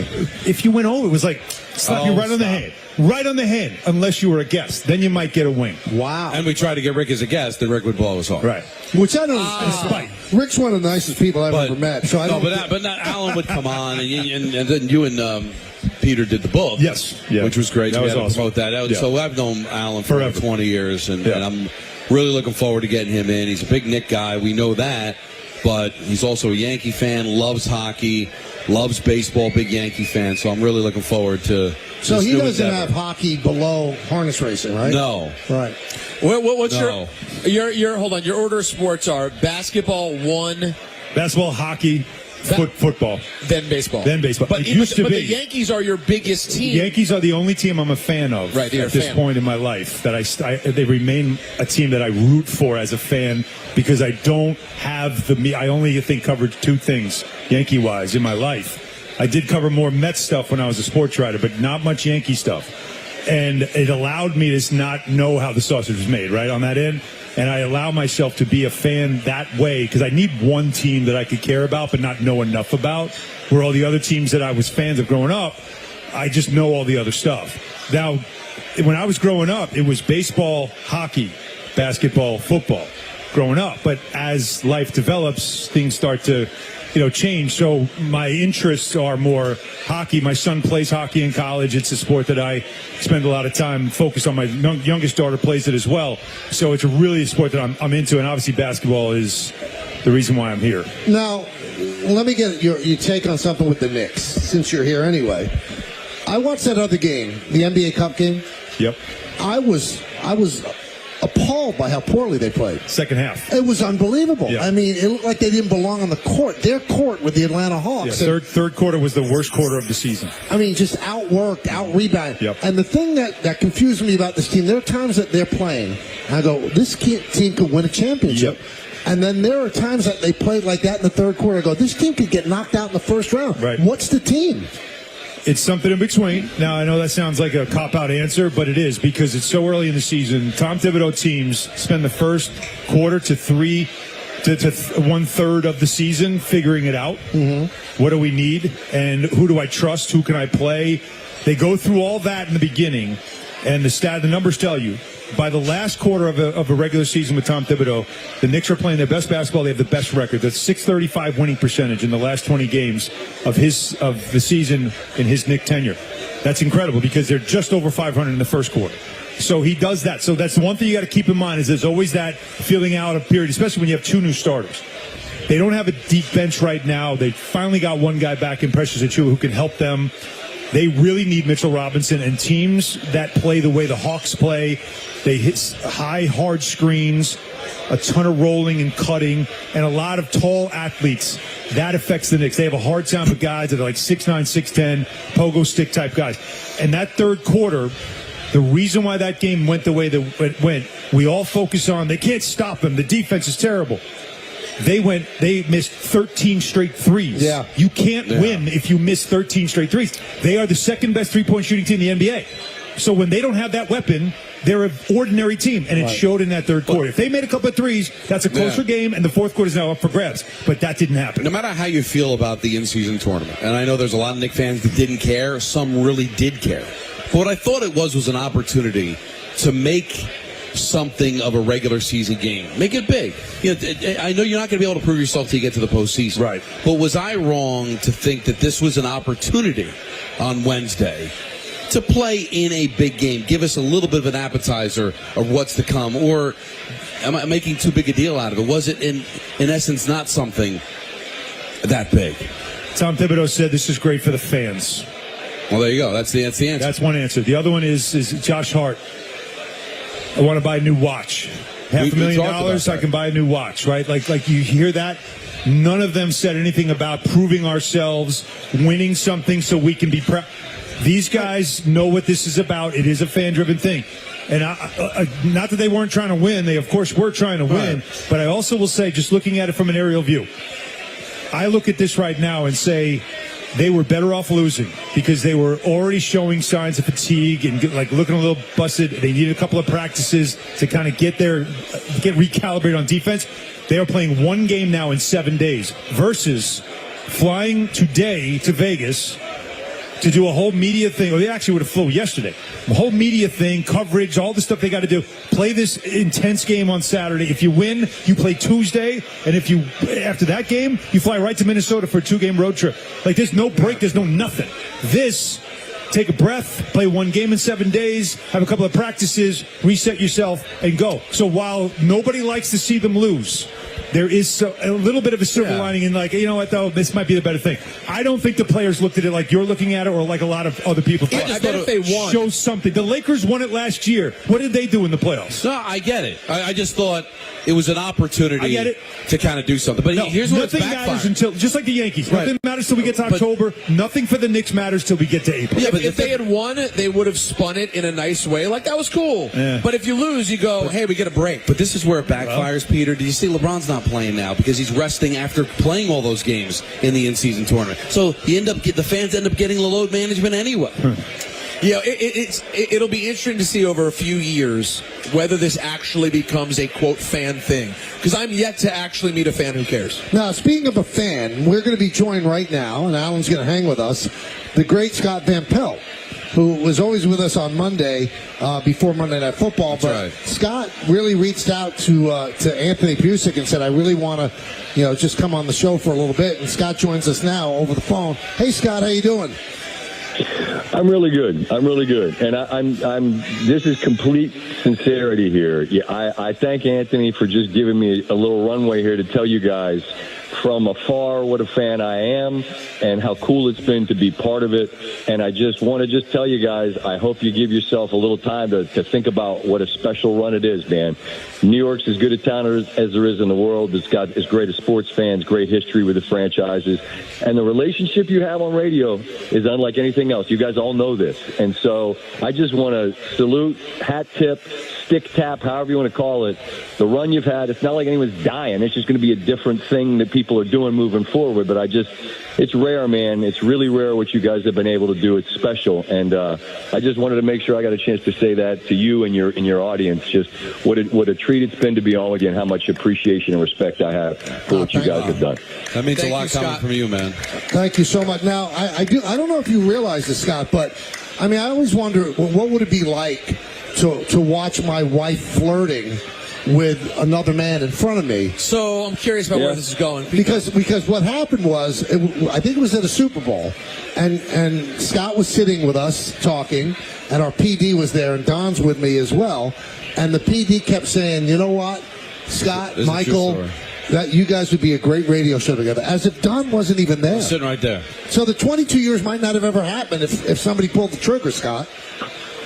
Well, listen, sometimes the best deals that you make are the ones you don't make. So, listen, not for nothing. I think I told you this privately, man. It would have been a blast to sit with you and chop up whatever. But I'd say that things worked out way better for you the way they went, and they've gone all right for me as well. So, a little flirtation, whatever. Just makes you appreciate even more what you got, right? And not so much for the guy that suggested it, so it's all good. Oh, I love it. Wow. And by the way, you guys, to be honest, you put Michael and SVP together.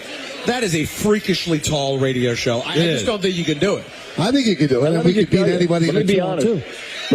Let's be honest. The eccentricities and oddities of that duo, I don't know, what kind of shelf life are you really talking about? Honestly, with that, probably not a really long shelf life with that. Very, very strange duo, the two of us. I'll be honest. But while we were on the shelf, it would have been fun. I'll tell you that. But we appreciate you wanting to call in, and you've always been great with us. I know Mondays must be just a bear for you, and you make time to carve out and give us some insight on the weekend in football and the upcoming Monday night game. So we love you, and we thank you for calling in. Likewise, guys. Enjoy the holidays and continued success in all things. Good health, most importantly. But salute to all of you, man. Thanks so much for letting me be part of it. Well, thank you. Scott, thank you, man. Merry Christmas. Make some noise for Scott Van Pelt, the legend, ladies and gentlemen. That's not nobody. Not nobody. Now, that was, He's on Mount Rush. You might be a little. I don't know if you'll get the analogy of when Fred Flintstone would shrink. Yeah, that? Yeah. That's what happened to me that day. It was Alan, it was so bad.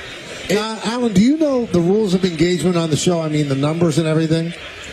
Don gets to talk 70% of the time. Please. Again. And if it doesn't happen, you listen to the show. Is that true? I have been a P1. As you know, I've had shows that were after yours, so I listened to it driving in. Mm-hmm. My shows before yours, I would listen to it going home. You guys all know I text each one of you separately. Different things that I find interesting or want to get a good line in.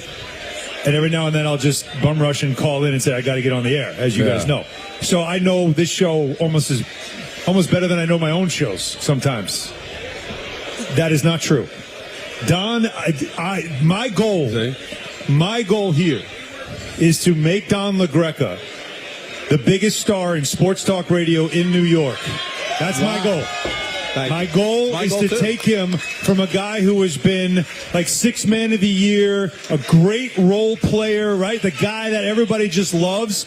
And then this is his time now. This is his team now. And it's the ability to say, you run this thing. You take it now with all the experience you have.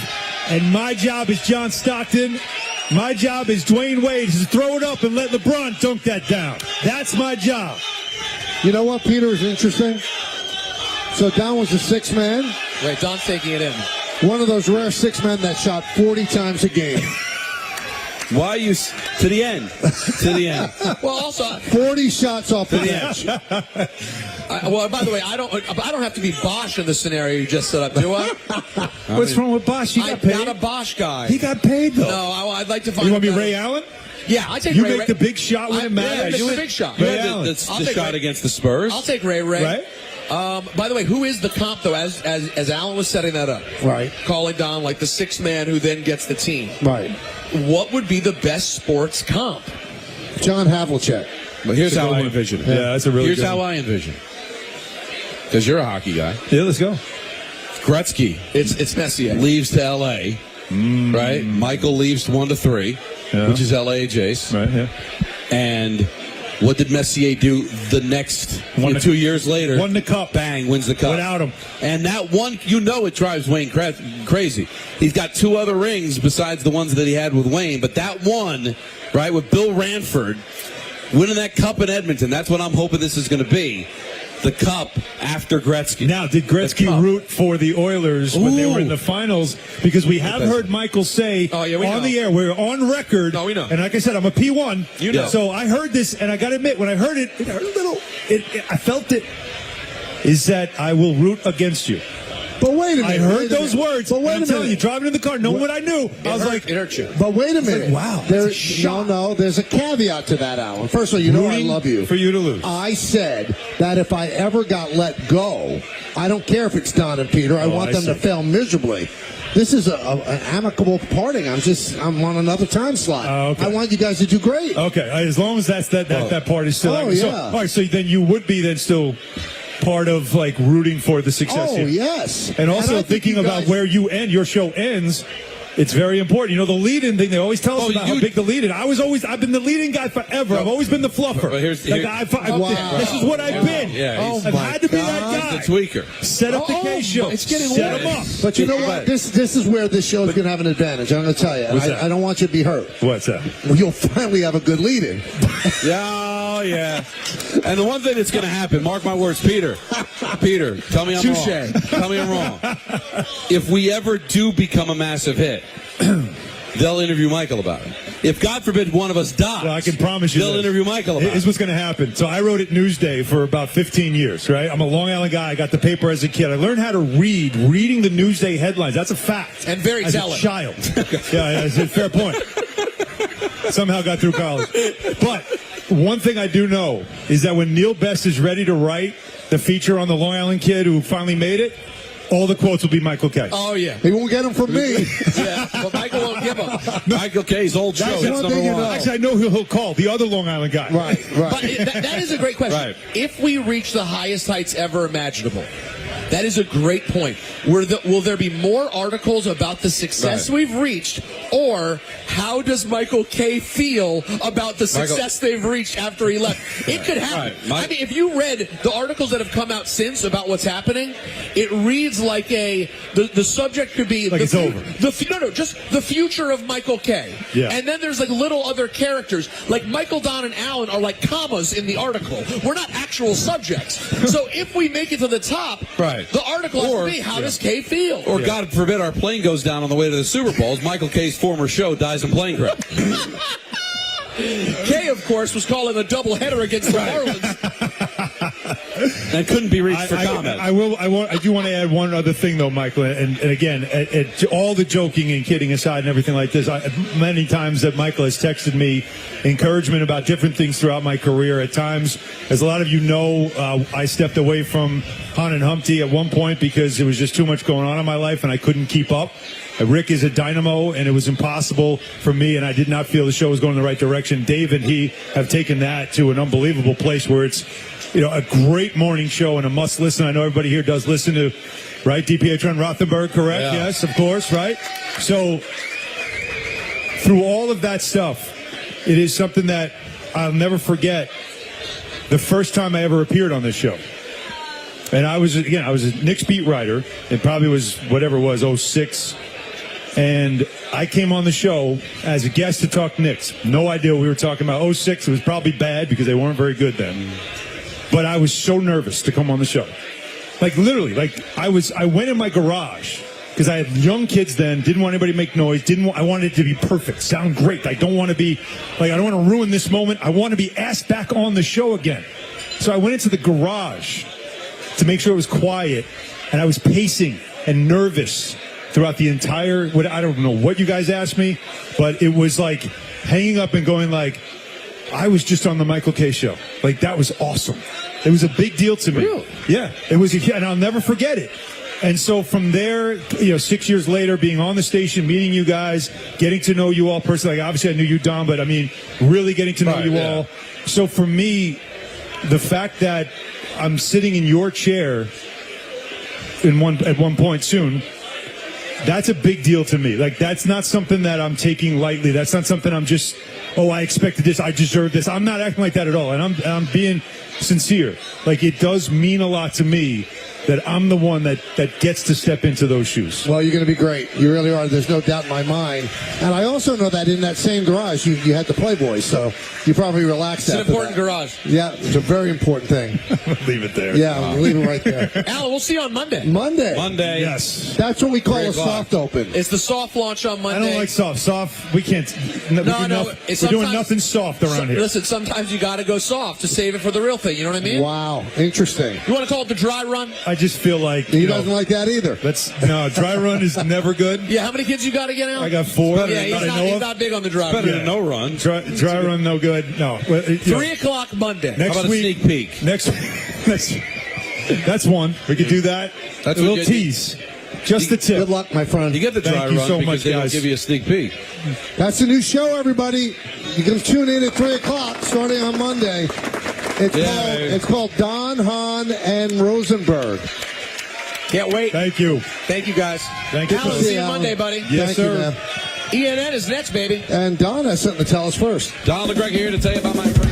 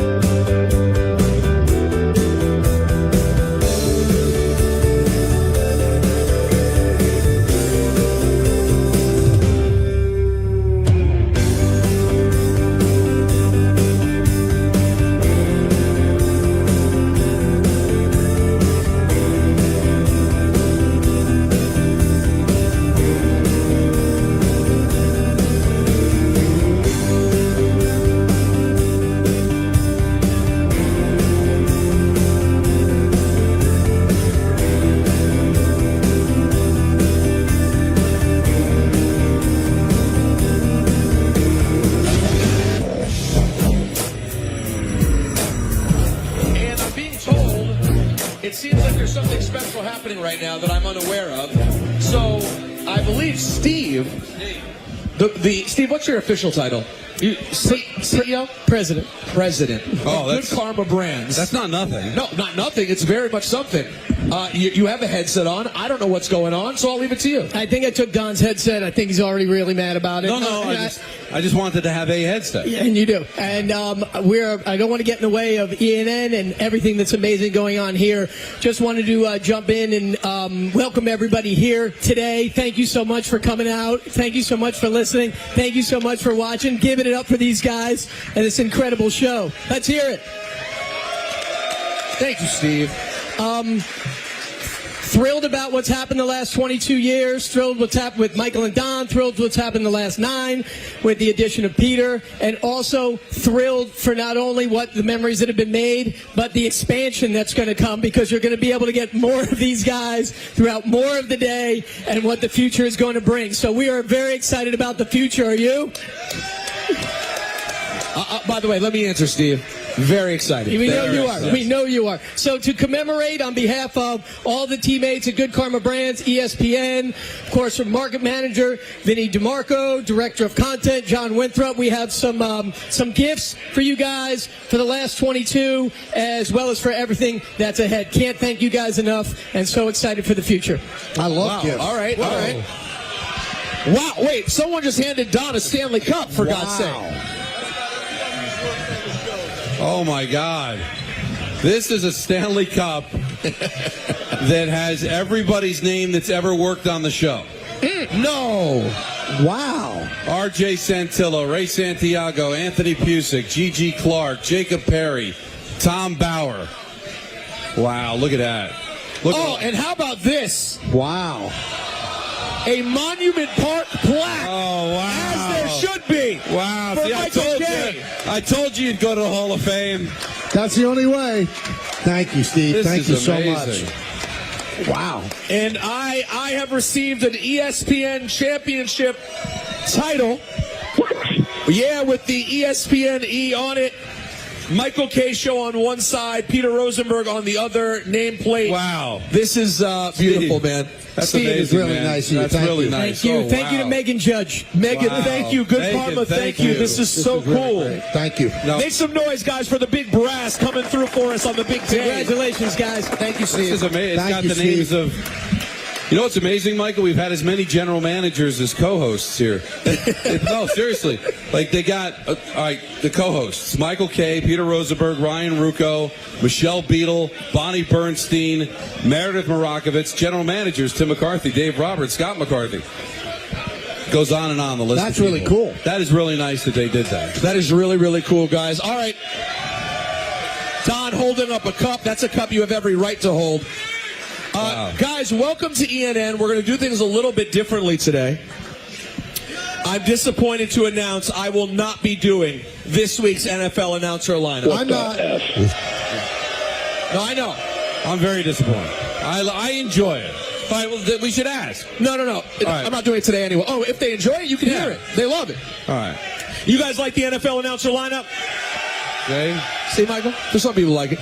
But I wanted to read something if you guys would indulge me during ENN for a moment. Don't look over my shoulder at it. Just It's listen. something you wrote? Something I wrote. All What's right. the matter with you? Nothing. All right. No, I'm gonna read you some Faulkner. That'll be the first time. All right, everybody listening, everybody ready? Are you ready? Yes. So I'm pouring my heart out here, folks. All right. So I wrote this originally last night thinking I would just print it somewhere, and then I thought, you know what? You don't always get a chance in life to say things to the people that you love and care about, so why not just read it in front of all of our family here today? So here it is. It is very rare that an idea from the suits upstairs turns into creative magic. I don't know what the percentage is, but it's very low. However, for some reason, when Rob Savinelli in the talent department talked to Justin Craig and Tim McCarthy about the idea of bringing in a somewhat controversial hip-hop host to ESPN New York, something clicked. It wasn't met with open arms, as most of you know. Michael and Don didn't want yet another update guy. Ryan Rucco, Michelle Beadle, and many others had roles on the show in past years. Who the hell was Peter Rosenberg, and why him? Well, thank you. At first, things were a bit uncomfortable. In retrospect, I almost feel bad for a 36-year-old me, knowing what I know now, who had no idea what I was walking into. I'd enjoyed Michael and Don on the radio from time to time on 1050 AM and then 98.7, but never for a second did I think I would be on their show. Surprisingly, I think I won Michael over first. In relatively short order, he noticed that a new dynamic was being created. Not because I'm so great, but because sometimes 1 + 1 = 3. Sometimes the sum is greater than the parts. Don took longer to warm up to me. And now, knowing the whole situation, it makes perfect sense. If you had always been the unheralded, underrated sidekick, the appearance of someone new would naturally feel like a bit of a threat. But something amazing happened. For some reason, and I don't know why, the chemistry of the show shifted. And Don began to shine even more than before. I think Don did. I think the addition of the Yes Network played a major part there too. The world just needed to see that lovable hunk of man to truly fall in love with him the way we all did. Now, to be clear about Don LaGreca, he is much more than just some maniac yelling about sports. There are gas bags all over the country and in this market who performatively yell and scream to show everyone how much they know or how much they care about sports. They try to be funny, they try to be edgy, they try to be special. Don doesn't try to do anything. Don is the rare 100% genuine article. He's not some obsessive fan lunatic who wears face paint and screams because his team loses. Don is just a passionate, authentic, legitimately hilarious man who simply lets go and lets the emotions take over, and the result is gold. And the best part about Don going off the rails, it's never mean-spirited, with the possible exception of Evan Neal. Cut his fat ass! That was right. Then there's Michael Kay. What do you say about the guy? He's an iconic baseball broadcaster who at this point is part of the fabric of New York. The man has a legitimate catchphrase on T-shirts that is so well known that opposing players fantasize about having one of their home runs punctuated by his signature. See ya. Kay and I can drive each other nuts. We have a healthy or possibly unhealthy mix of mutual admiration and annoyance. I think he can take things too seriously, and sometimes he thinks I don't take things seriously enough. Michael will be the first to tell you that he's not thin-skinned, he's translucent. Here's the genius of Kay. He's no more thin-skinned than any of the other radio icons. Stern, Imus, Francesa, all of them. But Kay is so committed to entertainment that he allowed this new guy from Hot 97 to show up and immediately start challenging him. He 100% understood that letting me tee off on him not only made for a good laugh, but also created an incredible dynamic. Hear me when I say this. There's not another broadcaster of Kay's status in the country who would sign up to be the butt of the joke as often as this man does. And I hate to ruin the fantasy, but it's the last day of the show anyway. All the fights, all the yelling, all the insults, I can count the actual anger between the three of us on one hand. And one of those times was when Don said, I was making an face dead. And we made up literally in 90 seconds. Yeah, Michael is a rare breed. He's a serious broadcaster who's willing to say or do just about anything for the sake of a good show. And another thing that separates him is he can drive the show and still be funny. It's not easy to do that, and he's mastered the skill. Driving the show and being funny. Unless, of course, we're talking baseball. There is nothing funny about baseball. I came into the show as one person, guys, and hopefully I'm leaving as someone totally different. I hope and believe that I'm a better broadcaster, a better co-host, a better husband, a better person, and soon to be an awesome dad. And Ray, I certainly look better now than I did before. The quicker y'all get rid of that sloppy pig, the better you can do. All of this is thanks to the things I've learned sitting next to these two giants. I am forever grateful for this experience, and I have to admit, as sad as I am that it's ending, it's pretty cool that Don and I, two guys who haven't always gotten our due in local media, and sometimes even at our own station, will get a chance to captain a new show along with Alan Hahn to show the world just how good we are with no Michael Kay. To our listeners and viewers all over the country and world, thank you. Thank you for loving us through radio battles, personal struggles, ups and downs, a global pandemic, life changes, and so much more. I hope on some level we made you feel as welcomed and as at home as Michael and Don have made me feel. Here's to the next chapter. And to little Guadalupe Rosenberg.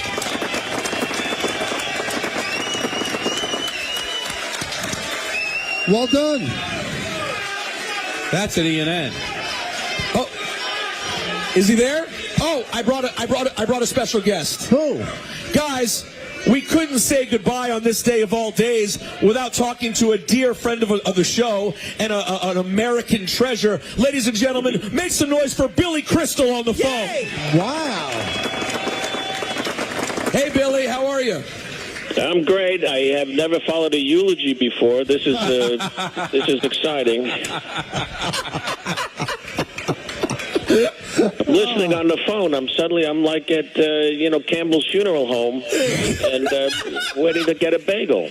I thought you would have gone to Ortiz funeral home, but I appreciate that, Billy. Thank you for wading through it. Thank you, man.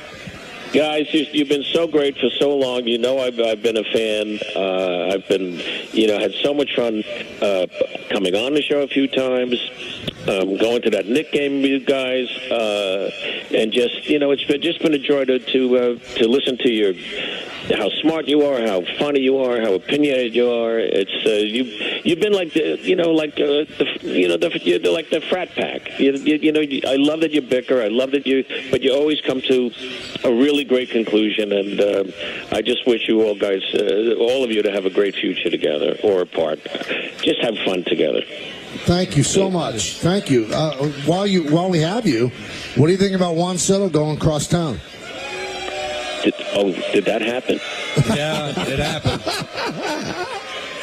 He's going to be a Met, Billy. He's going to be a Met. Bring out that Met hat from City Slickers and throw it on. I was in London during that Game 5, and it was 3 o'clock in the morning, and I'm still watching. And I'm watching the Dodgers dance on our field, and watching him alone in the dugout, looking at them. And he looked up to the heavens, and he walked off. And I said, "Oh, he's gone." I could just feel it. Wow. And I've been listening to you guys all about it. It was all about the money. It's a shame that we won't have him, but we'll still have a great team. They'll fill all the holes, and we got a lot of them. And my faith in Brian to put this team together. Well, Billy, we thank you for calling in. I know I don't want to speak for Don, but the fact that you know his name, it means a lot to him. Billy, just a quick story, because he'll text me during giant losses because they never win anymore. Right. You don't have to call them games, just losses. Yeah. And when I get a text at the dinner table or something, my wife will say, "Can you please pay attention to your kids and put your phone down?" And I said, "Nance, Billy Crystal just texted me." "Oh, what did he say? What did he say?" So we're all fans, and it's you don't know you made it in this business until all of a sudden you start to rub elbows with some of the really, truly great people, and you are certainly one of the great people that I've gotten to know here. So for you to be a listener and having kind words for us, and occasionally texting me just absolutely makes my day, and I love you for it. And Billy, thank you for making time today, too. It's a special day, so you volunteered to do it, and we truly appreciate it. Well, good luck being a dad, man. That's the greatest job of all. Oh, by the way, I'm excited to read your book. I'm going to read your book about being a dad. I'm stoked to read it. Yeah, there's that, and check out my show Before on Apple TV. Yes, the finale is next week, but it's when you're going to have a little time now to binge. By the way, I'm so proud of this thing. I started the show, by the way, man. It is creepy. It is awesome. It's like you've never seen Billy before. Yeah, it is fantastic. Congrats on that. So the finale's next week. Yeah, but you got a ways to go. I don't know how many of you have seen, but it's really, for me, it was a big swing, and I love being in it, and I love that people are really liking it. So I didn't call it the plug, but hey, I got you on the air now. Why not? A true showman, Billy. Thank you, man. Thank you, Billy. Thank you. All right, guys. The great Billy Crystal, everyone. That was Long Beach, New York's own. I will come back. There's a story that just came out that, Don and I looked at each other, and it just kind of blows our mind. And I think it's going to blow your mind as well. Yes. Sun Cruiser Iced Tea Vodka is a proud partner of the ESPN New York Holiday Party. So we'll come back with that. But first, Peter has to tell you about something very important.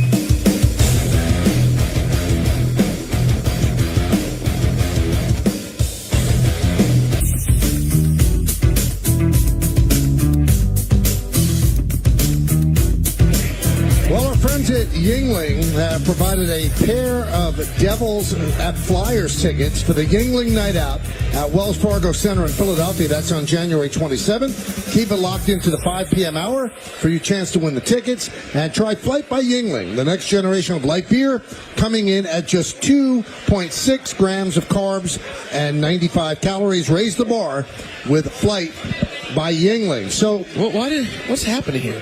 Well, I don't know. Somebody put those there. Someone sent us in an Uber just like an endless amount of Santa hats. Well, I'll put one on. You want to put one on? You guys want Santa hats? Who wants to feel Santa-ish? I feel like there's literally an obscene amount. Don't get excited. I have plenty. You don't need to fight over them. There's a ton of Santa hats. Does it fit your huge noggin? Barely. It's holding on for dear life. All right, so the big story yesterday during the Juan Soto press conference was that there was not a Yankee that he spoke to. Right. So everybody's going, wow, that's really curious. Why wouldn't they reach out? Well, I mean, I'm sorry, but Juan Soto has to take the hit on this. According to Bob Nightingale of USA Today, he writes, the reason there was no communication between Juan Soto and his former Yankee teammate simply is that Soto changed his cell phone number. Oh, my. Yeah, He was bombarded by outside calls during his free agency, wanted privacy. Soto is now reaching out to former Yankee teammates. Don, why did he say that yesterday? Why is he being a jackass? Why? Because we talked about it yesterday. Why would you paint a picture that because the way it sounded like, no, I didn't hear from anybody. So you say, well, nobody's going to hear from me because I changed my number. He could have told that story, then it's a non-story. It's a non-story, so he made them look bad. He wanted to make it out there like nobody reached out to me. This just tells me that he just did not want to talk to anybody. He didn't want any communication at all because it was just a business. I don't think he wanted any kind of personal contact. Right? And if you're going to change your number, we're all going to change our number. Things happen. There was a time Michael accidentally gave his phone number on the air. But when you reach out to the people that you know, like, hey, I changed my number, here it is. Right. You wouldn't think your teammates would be the ones not being able to get through. He's not covering himself in glory. No, I'm sorry. I'm not being that guy. Listen, but when you say I haven't spoken to my teammates, but there's no way for them to speak to you. It's all business with him. It's not personal. It's all business. But that's not business. That's just being mean. You're making them look bad. Well, no, that I agree with. It does give a little bad guy. Yeah, I mean, I have not spoken to anybody. I don't have a phone in my house, but I'm not going to tell you that. I mean, they were able to the Mets were able to get a hold of him. Everyone important was able to talk to him. So you're saying it was strategic to make it seem like they didn't reach out to me. But it ends up getting cleared up the next day anyway, so what's the difference? I don't get. Well, he didn't clear it up. Nightingale cleared it up. Maybe he got a hold of some Yankees, and they said, we tried to call him. The number doesn't exist anymore. That is very odd, man. Very odd and very sketchy, to tell you the truth. No, it doesn't come across as a great team. Not a great look. Or somebody that felt like, listen, I didn't need to talk to these people because they're not going to be my teammates. I don't know. Well, by the way, or it could just mean what we speculated yesterday, which is just they're not that close. So when he got a new number, his first thought wasn't, I better send it to Judgy. We haven't talked all offseason anyway. But that's cool. But why would you bring it up to the media? I haven't spoken to any Yankees. Why don't you say, I changed my number? I don't know. When did he change? How long ago did he change it? Well, he said when free agency kicked in. Yeah, when free agency kicked in, he was getting inundated with calls, so he changed the number. But there was time between the season and free agency. No, he became a free agent the day after the World Series. So he's saying literally the second it started? I guess so. Well, that would be a bad guy.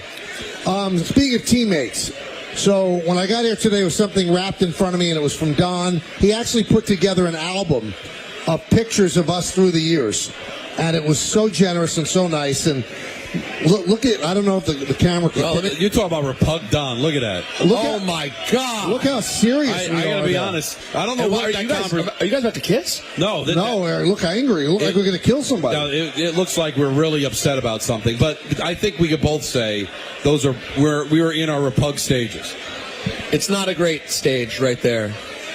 Through the years. One of the best pictures in this is with a young Patrick Mahomes after his rookie year, in which he hadn't played until week 16, and now he's becoming the most recognizable face in sports. That was pretty cool. Here, that's the picture Don's talking about. There's young Patrick Mahomes. Yeah, what else going on in there? And Peter is shoveling Nestle's Bunch of Crunch into his mouth. Unbelievable. Sloppy pig. Sloppy pig. And Don also put in the picture of when Eli answered the elite question. Yes. Oh, wow. There's a photo of that moment. Yeah, so kind of neat. Thank you, Don. That was my really, pleasure. Really, Something really to nice. remember me by. I'll remember you in a lot of ways. System of a Down and Korn are coming to MetLife Stadium next summer on August 28th. Head to the contest tile on the ESPN New York app for your chance to win tickets. It's brought to you by Live Nation. Tickets are on sale now at Ticketmaster.com. We'll come back with the 5 o'clock hour. We'll have our picks a little bit later on as well. Hey, it may be the off season, but every season is Bigelow Tea season.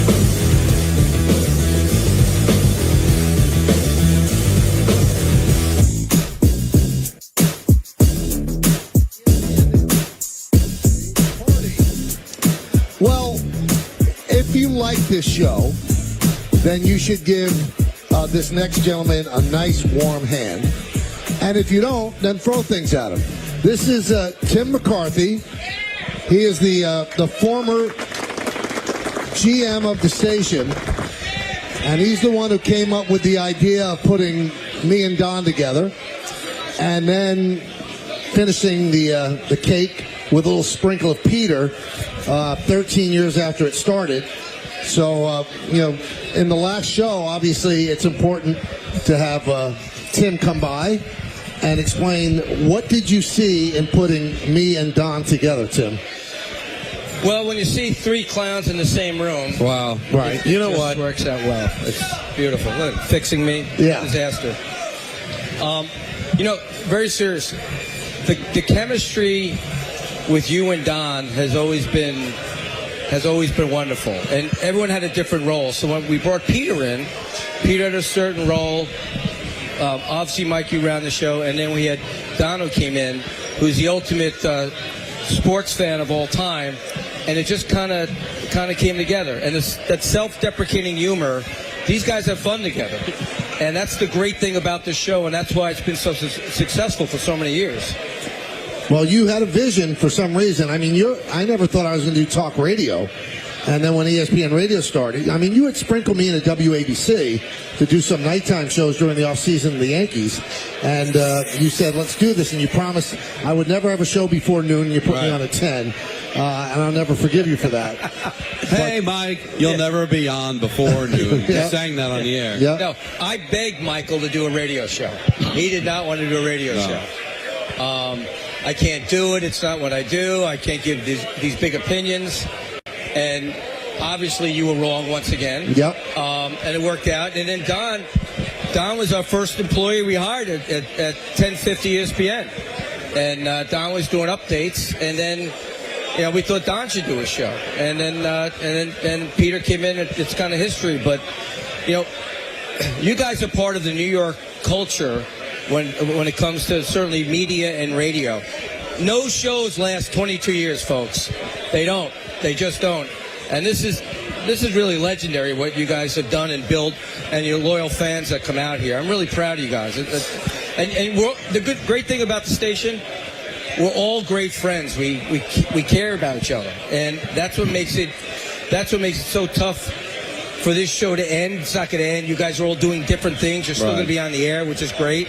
And Don and Peter would do great with Alan, and Michael's show from 1 to 3 would be awesome. But I think that what you guys have done is really, really just tremendous. If you think about the shows that are on the radio now, you can't pick a show that's been on more than 10 years besides maybe Elvis Duran or folks like that. There's not many of them. Tim, when When the original conversation started happening with you and Justin and Rob Savinelli about, like, let's see if there's a place to use this guy, and you guys put me on, I did some weekend stuff. You know, my first shift, I believe, ever was with Robin Lumberg. I did different pop-ups here and there, and then you tried me here. How did you realize so quickly, without really a body of work to look at, that the three of us would gel? I'll tell you, it's like I said before, it's all about the roles. I remember I went up to Yankee Stadium. Michael was doing a day game. And I go up to the stadium and told him what I wanted to do. Okay. And Michael looked at me like, are you out of your mind? Isn't that the hip-hop guy? And I'm like, yeah. But Peter's going to know his role, and what he's going to deliver is different. What you deliver different than what Don delivers. And if you guys all do what you should do, I think it's going to be great. And it was from the beginning. It went much easier. We tried some other things. Oh yeah, no names mentioned. Yeah. Oh, I've heard about those. One of them's on the top here. Yeah. So don't think I'm so smart. That did not work, but this worked, and it's been wonderful. Well, that was your vision from the beginning of a three-man show. And then when you basically threatened us to take Peter, which you did, we were able to make it work. But I did threaten. But yes. I want to go back to something that never gets discussed. And that is the decision to move us to afternoon drive, which was a very difficult one because it really interfered with Michael's work and him having to leave early and all that. But I thought that was a major turning point. We were on 10-1, but then moving to afternoon drive, I think, called a lot of attention, opened the door for us to be simulcasted. But just the inner workings of having Michael go from the show, like, directly to the booth and having to do the show from Yankee Stadium, finding a place for him to be able to do it in, outside the footprint of Yankee Stadium. It really was a very, very difficult move, but probably the most important move in the history of the show.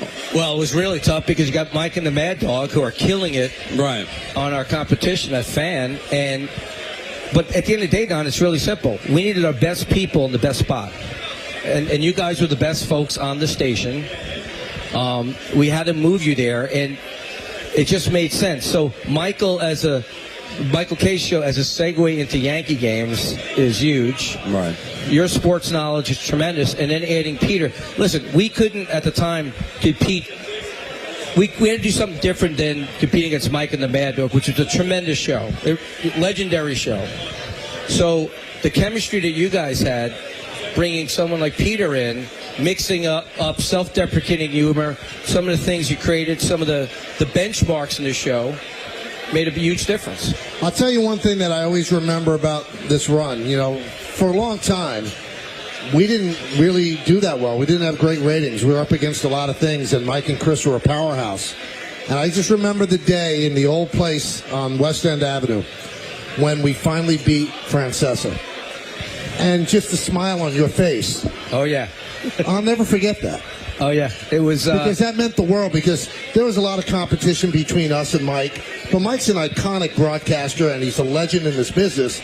And to be able to beat him at his own game after he had said he called us a pea shooter and they'd never come close. Yep. And for us to win, that meant... And then we did actually beat everybody they put in front of us after that. For 2 years, this show was number one with men 25-50. So please tell me who is going to score the touchdown for the Jets first. Let's go with the numbers. Matt Forte. Matt Forte? Matt Forte doesn't play for the Jets. Oh, let's go with Robbie Anderson. Is he on the DL? Well, he might not play. You're right, Robbie Anderson, thanks. All right, that's your guy. Put him on hold. Let's move on. No. How many chances you get? Matt Forte's not a Jet. Robbie Anderson didn't practice. Tough. How many guesses? Should he get 7, Andrew? Let's give him 12. My God, we're giving you a chance to win money, and you call up and you don't know who's on the team? You don't know the rules? Oh, keep picking. Keep picking. I don't know, Sid Luckman. I'll go with Sid Luckman. Give me Joe Namath. I think Joe Namath will. Don Maynard. Let's go with Don. Morons. I can't take it. Put him on hold. Take it. That's what he gets. And I hope Robbie Anderson doesn't play. I hope he doesn't play. My dear Matt Forte. What was his last name? Why not Jameis Winston? Jameis Winston. You know what? How about this? How about Jamison Winston? I think Jamison Winston's going to score the touchdown. My God, it's weird with your tolerance. It really is. But a guy does roll call, you want to stab him in the chest. Meanwhile, a guy wants to get a dozen moron guesses, and you keep letting him pick. Well, will you pick a high ground and stick with it, for God's sake? He couldn't give him Matt Forte. He doesn't exist. Oh, my. He doesn't exist. So you give him another chance? He should have been stuck with Matt. It should have been Matt Forte. Thanks for calling. You're a loser. You give him a second guess, Robbie Anderson, who hasn't practiced all week, and you're like, well, maybe if he plays, well, let's give him a third chance. Well, he hung up. So we're going to take another contestant. Why? No, he's Robbie Anderson. We don't have his information. Wait, you hear what I'm saying, Peter? No, I hear you. Things that he has no tolerance for.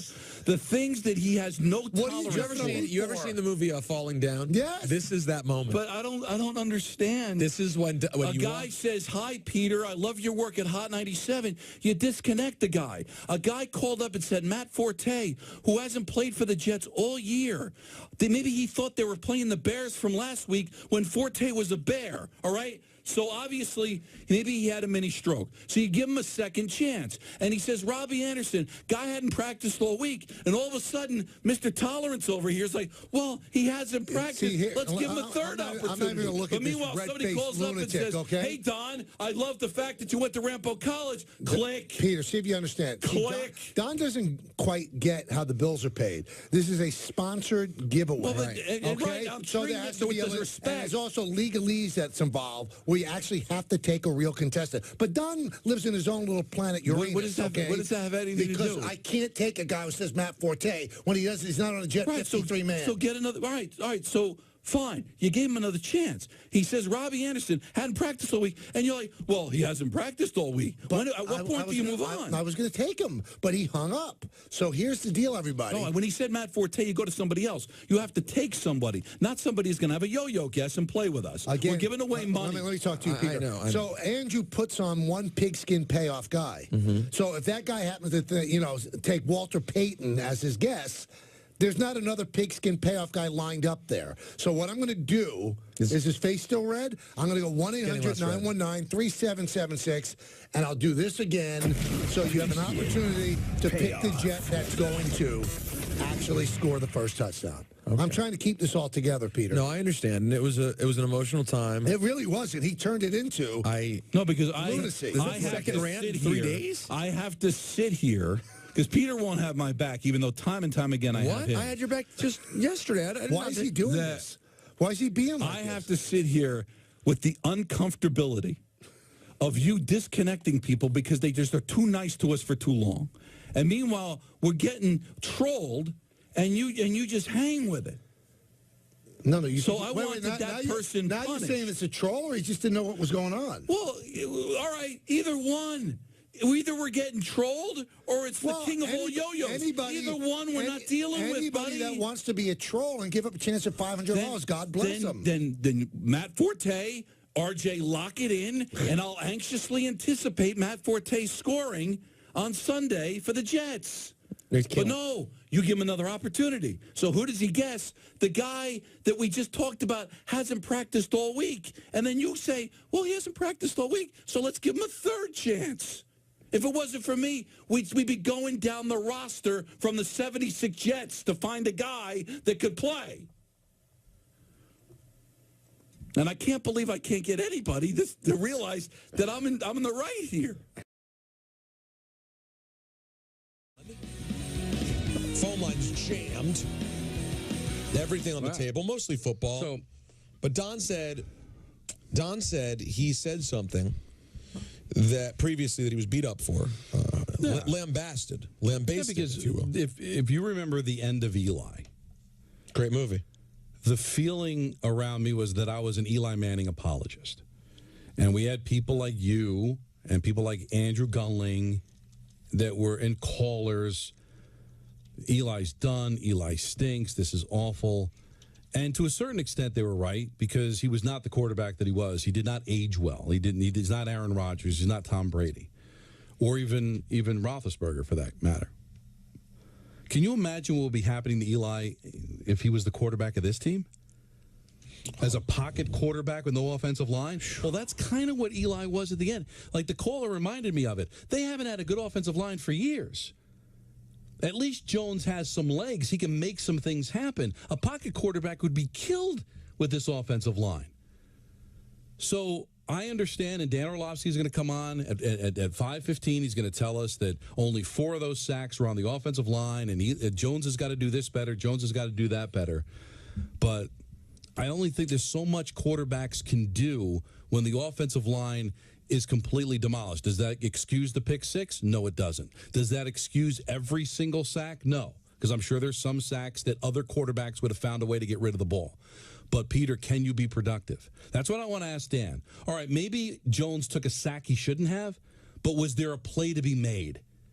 Could he have thrown it away? Would it have been an incompletion, a gain of negative yardage because he got the completion, he got the ball off, but they couldn't get it past the line of scrimmage?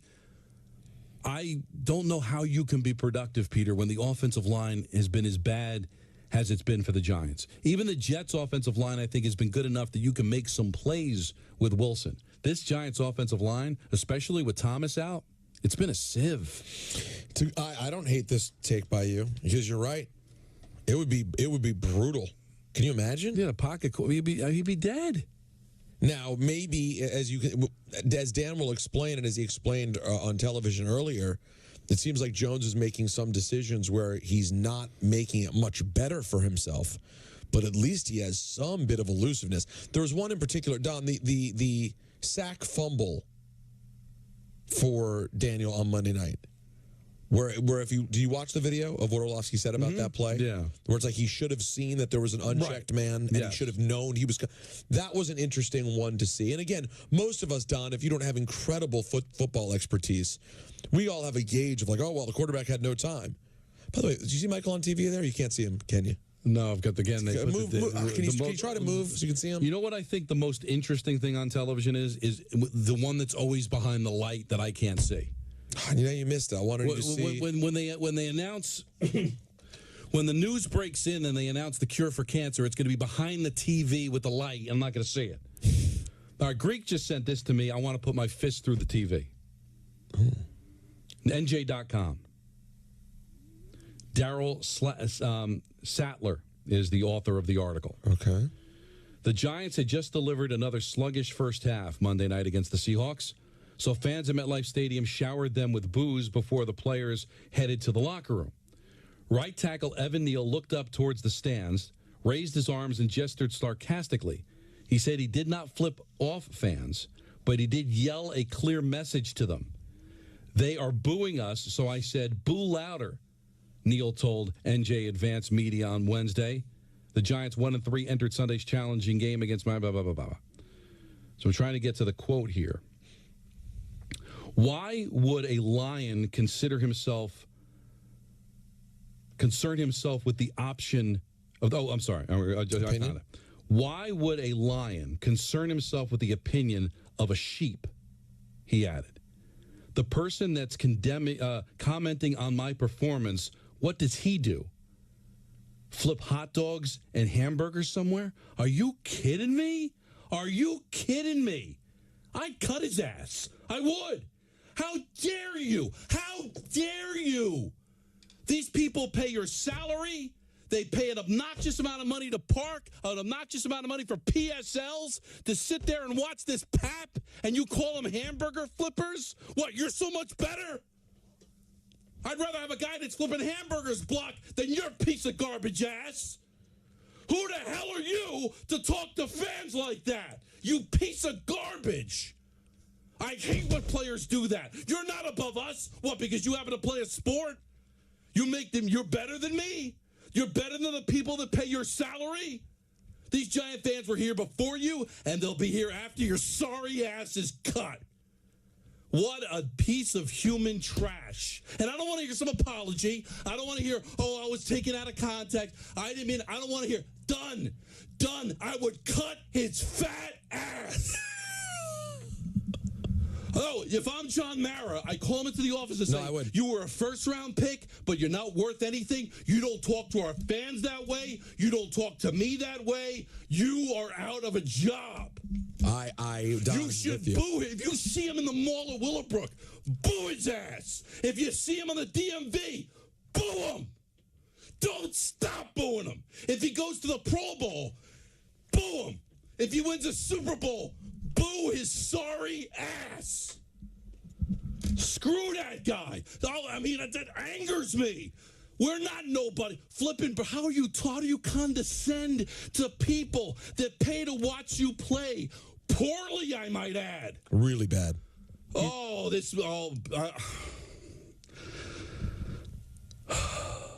I hate players like that. I thought it was going to end. Them. I was going to say, if the whole thing was he just said boo louder, I was going to be like, oh, so he's saying like we deserve it. Like, no, keep the boos coming. That's where I thought you were going. Flipping hot dogs. Think about how wrong I was. I thought he was going to say, no, keep booing. We deserve to be booed. There are people in the stands that are doctors. They cure diseases. They're Giant fans, too. There are people that are architects. They build bridges and buildings. You block poorly. Don't ever talk to anybody like that again. Seriously, I don't care. First round pick, how much money hit to the cap. That would really show me something. Cut. And I know he'll get picked up. And he'll play someplace else. One day, you're not going to play football anymore. And if there's a God up above, it'll be soon. And I hope you're flipping burgers. And when I buy that burger from you, I'll spit in it. Oh, I was going to say, I thought you'd boo. Throw it right back in your face. All right, here we go. Let me give you a little bit more from this. I'd rather you not. Neil also insisted, I know I'm improving, even if people who know less about football, as he described them, believe otherwise. He added, quote, I'm going to continue to get better. Why did he yell at fans to boo louder? Quote, because that just further shows that people are fair weather. A lot of fans are bandwagoners. I mean, I get it. They want to see us perform well, and I respect all of that. But no one wants us to perform well more than we do. And how can you say you're really a fan when we're out there battling our asses off and the game wasn't going well? But the best you can do is boo your home team? So how much of a fan are you really? Here's the thing, Evan. They don't believe you're battling your ass off. They think it's a weak effort. This isn't the same as baseball. This isn't booing Giancarlo Stanton because he's not making contact. This is an effort sport, and no one's impressed by the effort. Fair weather? Giant fans are fair weather? The last time they played a home game, you lost 40-0. That place was still packed. They were still cheering. They were still into the game at 14-3. They were. They booed you at halftime because you didn't score a touchdown for the fourth consecutive game in the first half. At that moment, you guys were down, just fair weather. At that moment when they booed you at halftime, you guys in 2023 in MetLife Stadium were down 54-3. Fair weather. 54-3. Fair weather. Fair weather. Fair weather. Are you nuts? Fair the weather. You're the one who just called the fans hamburger flippers because you didn't like the way they cheered you. Wow, and you're a turnstile. It's insulting to not. All right, it's one thing to insult us to say our opinion doesn't matter, but flipping burgers and hot dogs. I got news for you. People that flip burgers and hot dogs can't afford the PSLs and the money it costs to park and all that, and they still find a way to go in to see the team because they love the team and they care about the team and they've been with this team forever. Evan, honestly, Evan, you blocked your own teammate on Monday. God, you blocked your own teammate. I don't get these players. I don't understand. What do they expect us to do? Cheer you as you come off the field? But also, what is this, college? But also, why are you taking it personally? You signed up for listen, you work very hard. No one thinks that you made it there by accident, okay? Everybody knows that pro ball players worked their tail off to get there. We all know that. But you also get paid an exorbitant amount of money for a reason. And it's funny because the main culprits, the people who the players seem to blame the most, are the reason you're paid the exorbitant money. You love to go after the media, who broadcast your games to the world, and the fans, who are the only reason these companies can afford to pay you. Why take it personally? Just take the L. Especially football fans. You think they wanted to be there for another night game disaster? People that live in South Jersey, people that live out on Long Island, where it literally takes them 3 hours to get home after these games? The experience of watching an NFL game in person isn't nearly as good as sitting home on your couch and watching it on a big jumbo screen in HD. But these people want to be there to see their team play. These tickets have been handed down from father to son, from grandfather to great-grandfather. They've been in these families for years. These people support the team, win, lose, or draw. A lot of miserable, awful, ugly seasons and games to get disgraced by the Dallas Cowboys, disgraced by the Philadelphia Eagles, week in and week out, and yet still go and still love this team and still paint their face and buy the jersey to watch this team. You bet they deserve to boo you when you play poorly. And how dare you disrespect those fans that pay your salary? Oh, my Lord. God, I hate it when they do that. But then he took it the next step, the next level. Who are you? It wouldn't be right to do if he was a Pro Bowler and had 7 Super Bowl rings. You think he deserves to do it for a guy that barely deserves to be on the field? God, it's just so insane. I'm tired of these athletes that treat these fans like they're some yo-yos that don't matter. We are the only thing that matter because you exist because of us. We're the ones that are paying the money, paying the PSLs, paying for the Sunday ticket, watching these games so the NFL can get billions of dollars to broadcast the games. Why do you think they get billions of dollars? Because we can't get enough of the sport, and you disrespect us like that? It's super disappointing to hear that. Listen, cut him. Cut him. Well, you said that earlier. Cut his fat ass. Boo his ass. Boo him. God, you piece of garbage. These people we have 2 sports radio stations because fans in New York can't get enough of their teams. No, you tapped into something really important, though, Don. Here's the thing that Evan Neal doesn't realize. When he called the fans hamburger flippers. Not that there's anything wrong with flipping hamburgers for a living. I love hamburgers, please. You don't realize the sacrifice just to go to the game. I'm sorry. You know how you say we can't relate to you because you're a pro player? Like we're talking about Dan Orlovsky coming on the show. He knows football in a way we don't. We're not a pro player. I'm telling you this right now. You as a fan who's been good at football your whole life, you don't know the experience of being a fan. Do you have any idea how annoying it is to go to games? Do you have any idea how annoying it is for a hardworking person to go to a night football game? That is literally like a job. At home, Don, you know what you do when Daniel Jones throws the pick 6 and the game goes 21-3? You turn on Monday Night Raw and call it a day.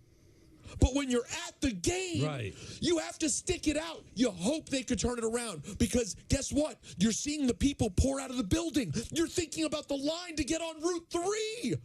And then you're going, oh, my God, what time am I getting home tonight? What time do I have to drop the kids off at school? What do I have tomorrow? It's a legitimate sacrifice to your week to go to a night game. It's amazing to me that the people that are so important get so disrespected. Why do you think you make the money that you make? If there were no fans or media, it's called people who are really talented playing football outside by themselves. I'm sorry, win over. No, you got to talk to me about bath fitter, Don. I believe. I don't want to. Well, can you? Cool off in the bath. Don LaGreca here to tell you about my friends at Bath Fitter. They remodeled my mom's bath.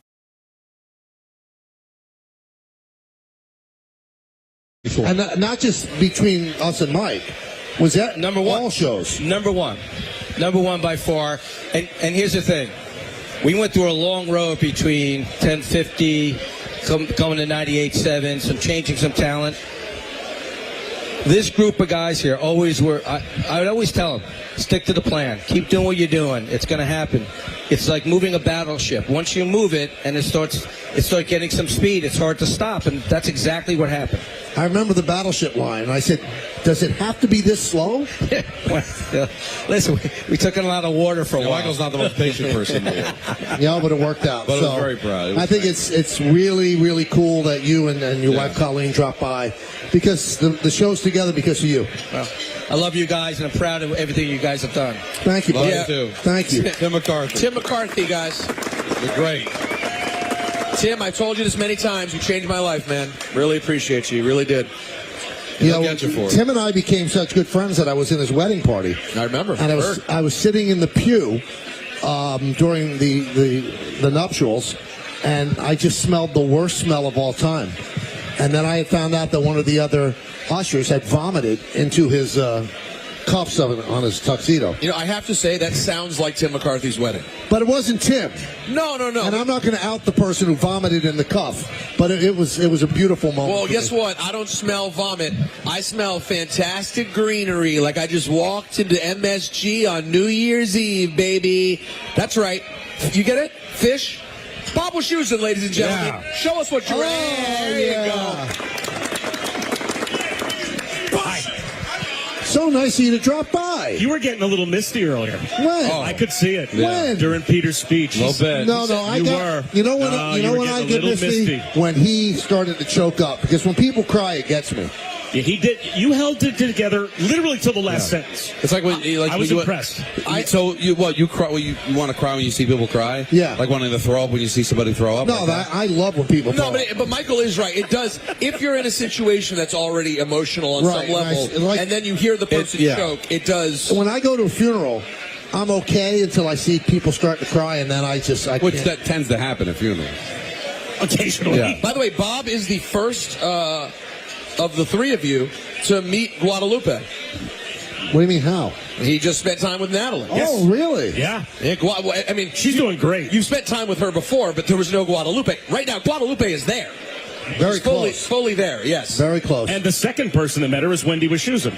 Right over here. Wendy Wischusen. Julie Wischusen has made an appearance here at the show. That is Julie Wischusen. Julie. Who came along. So she couldn't have been that upset. The fact Julie, she still came. that was all love. I just love alliteration, so I just guessed it was Wendy.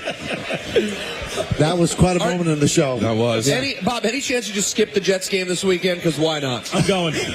But you know what? I'm hoping that maybe I establish something today, because I've already had a couple of beers, that maybe I can continue to drink at work. Oh, you know what? I like the idea. Just make sure it's a sponsor. Yeah. Now I'm wondering, are you glad that Rich Rodriguez got the WVU job and not your partner? I'm also wondering if anyone is going to be able to co-host with you at any point when you do your show. Or are you just going to X everybody at the radio station out and just keep all of that airtime to yourself, the way that you've really kind of wanted it to be all these years?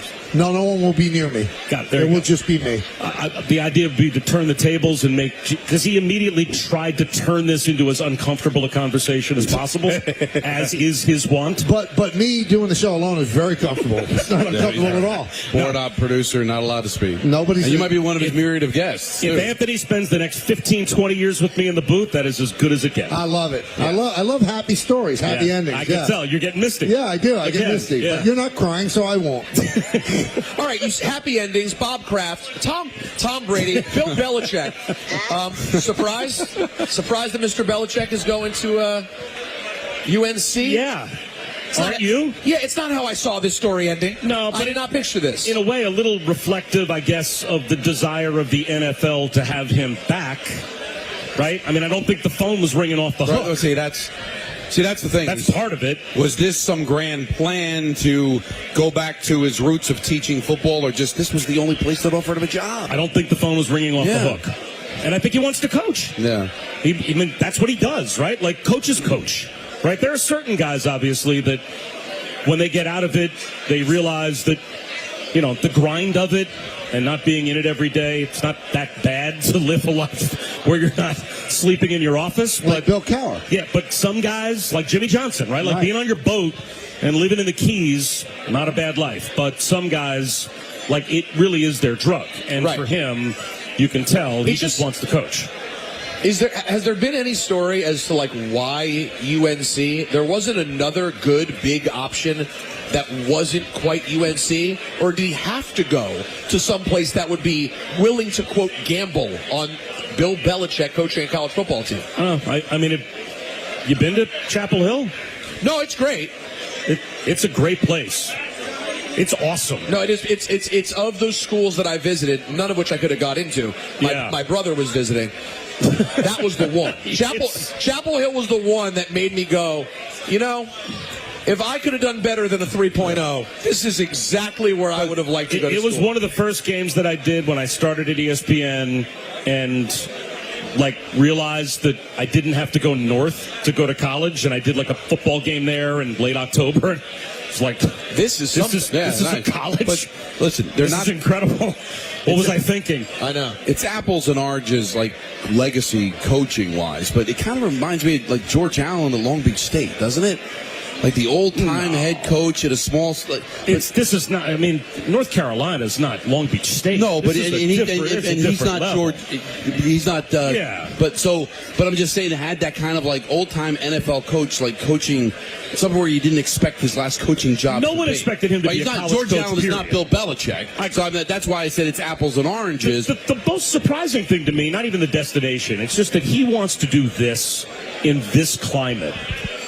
Right? Like the world that college sports and specifically college football is now, NIL, there's a reason that Nick Saban's on game day. And that's his buddy. There's a reason. Nick Saban is at Alabama, and recruiting guys to Alabama used to be about everything's Alabama, and it's Bear Bryant and the checkerboard and national championships and the mystique. And now he's basically got 18, 19-year-old kids walking in with their hand out going, how much do I make and how much do I play? And he was like, all right, you know what? I'm done with this. But maybe I'm going to the media. Maybe that lends itself to Belichick much more than Saban, because Belichick is used to taking rich kids and making them treat it like a real program where they have to grind. Maybe, but he still has to get them to pay them. And they also sign those rich kids to a contract that makes them rich but keeps them there for several years. Now these guys can 3 or 4 months in. I had a kid this past year at Kansas State who was a Kansas kid,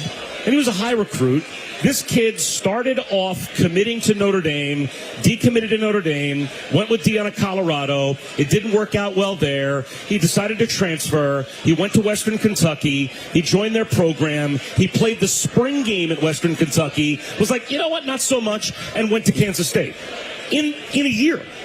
He was, in 18 months, played for 4 programs. That is the world of college sports that Bill Belichick is walking into. These kids can all basically, whenever they want, just say, you know what, not happy here, I'm out. But we're looking at success as him getting them into the playoffs or them, getting to a bowl game.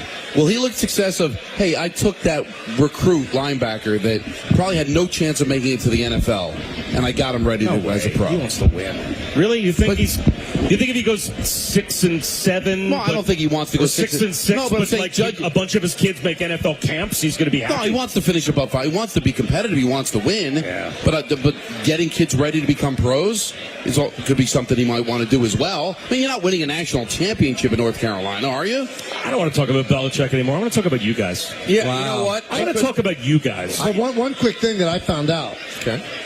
The reason he actually went to North Carolina, his girlfriend, who's very young, took him to a Chapel Roan concert. Is that true? I know you started to think Chapel Roan, Chapel Hill. Please talk Sabrina about Carpenter. This is an amazing accomplishment. The fact that you guys, and really calling your shot, right? To do this for 22 years, and you could have done this for as long as you guys wanted to do this. And in New York media, to be able to do this for as long as you guys wanted to do this and walk away from this on your terms, that is a very rare accomplishment and achievement, and I applaud you guys. It's, standing up. We are very lucky. Part of it's luck, but part of it's made. I mean, you guys made your luck, and so I've been a big fan for a long time. And I of you, and we all love your work. But I remember when we started working at the Fan, I was doing updates, and you occasionally host, and I was always in awe of just how easy hosting was for you. And then you were doing Rangers, and then when you couldn't do Rangers anymore, I got the opportunity to do Rangers, and I just felt like it was so cool to be able to do the things that you made look so easy. So I always looked at, even though I'm older than you, I always kind of looked up to where you were in your career, and always tried to aim as high as you were able to get. And it's pretty cool that I'm getting a little closer every year. Now I'm getting misty. Oh, don't get misty. You make it. Am I on the Cup? Yeah, no. You never worked on the K show. I didn't get on the Cup. I did work on the K show. I worked with you guys. I was a co-host. I thought I might have made the Cup. He popped in regularly. I'm going to take another look. Yeah. By the way, I don't know if you know this, and this might ruin... There's a lot of names on the Cup for me to not make it. this might ruin the kumbaya aspect. Yeah. Whenever you would do on-field stuff for the Jets, and Don would do the first minute of the third quarter play-by-play, he was hoping you didn't make it up. I know. Yeah. You know that, right? That's fine. Let's be honest. Was I disappointed when the door swung open? Yeah, maybe the elevator gets stuck. He paid the guy. No, because the plan would always be he'd leave at the 2-minute warning of the second quarter. Right. So I knew I had those 2 minutes. And for whatever reason, there's always something going on in the last 2 minutes of a half. No matter what the score is, no matter what. So I got that. And they'll always say, and there's a pretty good chance you'll get the first series of the third quarter. I never got the first series of the third quarter. Bob wants But there was always the carrot, be ready. Greg didn't care. You just wandered him into whatever area of the booth he needed to be in. So, yeah, the only time I'd be disappointed to see Bob would be to start that third quarter.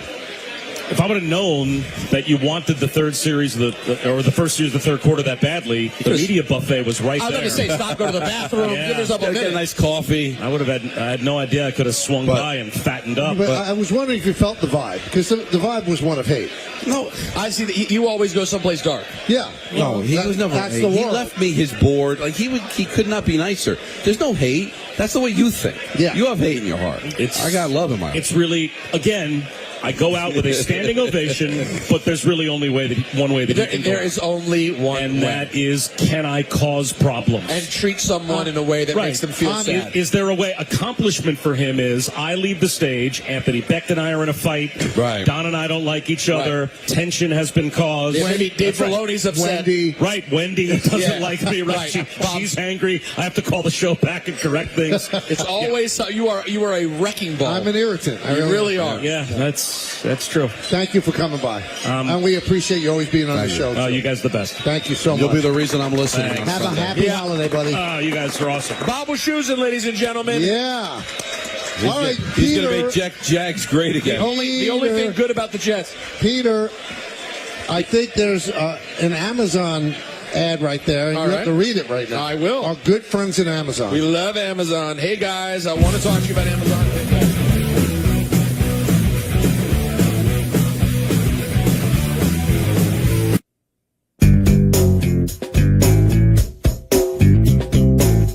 Yingling is a proud partner of the ESPN New York Holiday Party.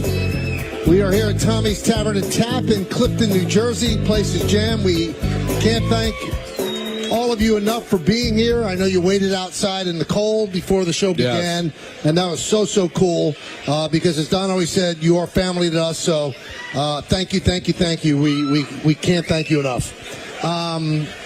Funny thing just happened. What's that? So I had to go to the bathroom. Yes. Now, because there's such a big crowd, there's a huge line. So everybody said, let him through, he's a VIP. Which I'm uncomfortable with. I'm not, but I'm going back on the air. Right. And then a guy right in the front said, he's not a VIP, he's a VIPP. Oh. So they allowed me to go. And you went. I went. PP. So thank you to everybody in the bathroom. Thank you very much. Good thing it was number one, because that would not have been good. Everything. That would not have been good. So for those watching on Yes, who's this little guy? Well, the one on my leg is Marco. It was sports day today, so he wanted to wear. Nice. Even though I hate the black Met jerseys, he likes the black jerseys. Well, that's important. That's why they're there. And my nephew Declan is Declan. Here. Both big Met fans, although Marco's still deciding between the two. Marco, have you decided, are you a Met fan or Yankee fan? I don't know. You don't know? Yankees, do it. I like both. You like both? But, Marco, I can get you tickets to games at Yankee Stadium. See, that's fine. But you're a Met fan, Declan, right? Yeah. So who's your favorite player? Lindor. All right, Lindor. Nice. And who's your favorite baseball player, Marco? Aaron Judge. All right, Aaron Judge. Got to be Yankees. And what's your favorite hockey team? The Rangers. All right. Oh, love it. See, when this show started, there was no Marco, there was no Declan, there was no Callie, there was no Charlie, and there was no soon-to-be Guadalupe. So you have all been part of our lives as our lives have changed. We got married, not together. No, not yet, anyway. Don married Nancy, I married Jody, Peter married Natalie, and soon to be a dad, and she's soon to be a mom. So a lot of things have happened over these 22 years. A lot of things have happened. A lot of good things. Ups and downs. Yeah. A lot of ups, though. Yeah, a lot of ups. You know, the nicest thing that people say to me, I don't know if you guys feel the same way, a seminal moment in this country's history is what happened during COVID, where people couldn't go out. There was very little things to do other than watch what was streaming. There was no live sports on, things like that. When people come up to me and go, you guys got us through it for 3.5 hours a day, that makes what we do totally worth it, that we could help in that manner during such an unbelievably awful time. So if we did even a little bit to get you through those trying times, that's cool, and it's something we can never forget. And, you know, when I was walking outside talking to everybody, a loved one passed, and it was a sad time, and I listened to your show to get through it, and you made me laugh and made me forget about some of the bad things that were going on. There's no better compliment. There really is no better compliment than that. Well, I think for me, the reason I find that so impactful is that's what I always liked about radio. The reason I thought radio was such an awesome medium is because there's an element of keeping you company that radio provides that's different than other things. Like, it's one thing to watch a TV show and know it was recorded at some point, and now they're playing it back and it's a performance. It's different to be connected by hearing people live talking to you, And I really think that as big as podcasting has gotten, and it's obviously a huge thing, it's very similar to radio, it does miss that one thing that live radio has. That element of it's literally right this second is special and different. But this medium, as you said, it's changing. But like with television, you decide, I'm going to sit down for 30 minutes, hour, whatever, and watch this program. But radio goes with you, whether you're stuck in traffic or you put your headsets on when you're going on a subway. You could take it with you, and that's why I think we're kind of a part of each other's lives. That's why I always felt that it's family. You got so many choices of what to listen to and what to make a part of your life every single day. And for the people to choose us, that is awesome. It's a little under an hour. A little under an hour. To the end? Yeah. Although Marco wanted to make an announcement. Marco, what did you just tell me? Marco? I actually like the Yankees better. Oh, yes. Good job. So should I take this off and throw it out? Yeah. What is flawed? Marco, what did you say? Say it again. Louder. What did you say? What is flawed? No, not that. What did real Marco say? What did you say about the Yankees? I like the Yankees. You do? Yeah. More than the Mets? Wow. Because Papa K just tried to extort him with tickets, bribed him with tickets. Uncle Mikey. Right there, you just said, hey, you want to go to a game? Any game you want to go to, I will give your dad tickets, Marco. Okay? Wow, that is all it takes. Yep. I have nothing to do with Mets. I can't help you. I need Uncle Howie Rose to come through with tickets for the Mets. Or Uncle Gary. I don't know Gary as well as it would be a stretch to call him Uncle Gary. Yeah, even Uncle Howie was a little uncomfortable. Yeah, I'd say Uncle Howie was a stretch, but Uncle Gaz, really, that's tough. This has been a different sort of show today. Yes. So, I mean, Anthony, I hope you're monitoring what's going on in sports. I don't want to miss a big story. Yeah, we didn't miss, And by the way, Anthony Pusick, get up here. Get up here, Anthony. Because, no, he can stand behind us. This is our producer, Anthony Pusick, who takes all of our nonsense and puts the show together and gets the guests and screens the calls. He really is everything to the show. So we finally got him out to a remote, and there's the guy with the Pusick. This is the guy with Isn't the it Pusick. beautiful? Wow, a Pusick All right, chant. yeah, how about that? This is a special day. Anthony's first remote with us is the last show. That's the way to go out. It is perfect, though. And also, I wanted to give a shout-out. Kofi's here. He's the one that's always giving us stats. He's always DMing me stuff, either correcting us or enhancing our broadcast for no money, which is amazing. Let's see. Anthony does that, too. That is true. So, Kofi, thank you so much, buddy. RJ Santillo is here. Is he here? Where is he? RJ. He's in the other room. Look down. If you'd see RJ down there. No. Well, that was well, no, because we want to be found. If you want to find RJ, don't look up. You can't look up. Now, one thing, we've been having fun over this past week asking guests, where are they going to stay? Are they going to stay with my show? Are they going to stay with Don Hahn and Rosenberg? Anthony Pusick was given the choice, and he wants to stay with Don Hahn and Rosenberg.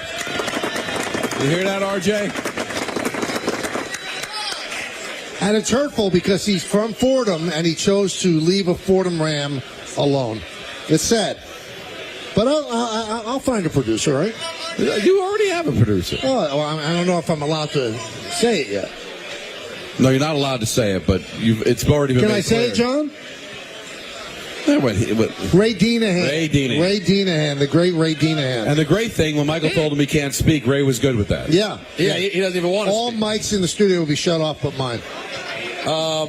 But by the way, while we're showing love, DJ Juanito's been DJing for us today, of course. Good job. Where's the Natster? Does she want to come on TV? Natalie is here. I don't know if Natalie wants to come on TV. Where is Natalie? She's fine.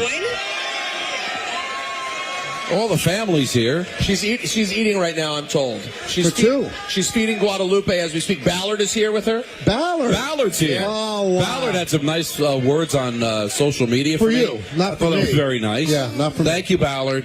Thank you, Ballard, for the nice words on me. The great Maria Marino is here. Where's Maria Marino? She's in the other room. I'm a big Marino fan. Yeah, me too. Ray Santiago is here. You know what I say about Ray Santiago? What's that? Who's been to Santiago, Chile twice in 1 year? There you go. What is that from? It's from, come on, you don't know? No. From Something About Mary. Good movie. Who's been to Santiago, Chile twice in 1 year? I didn't remember either, but I knew it was from something. I didn't remember what it was. Oh, yeah. Oh, good. You put that on an SAT. I know it's an answer. I know it's from something. I've been doing it for 10 years. No, I know you have. You've said it many, many times. And if you don't know, that's on you. Don't you want to educate yourself? Well, no, and you're right. And it's gutless. It's gutless that I've never said, what exactly are you saying? Right, exactly. Or you didn't care. I don't know if it's gutless. I can't.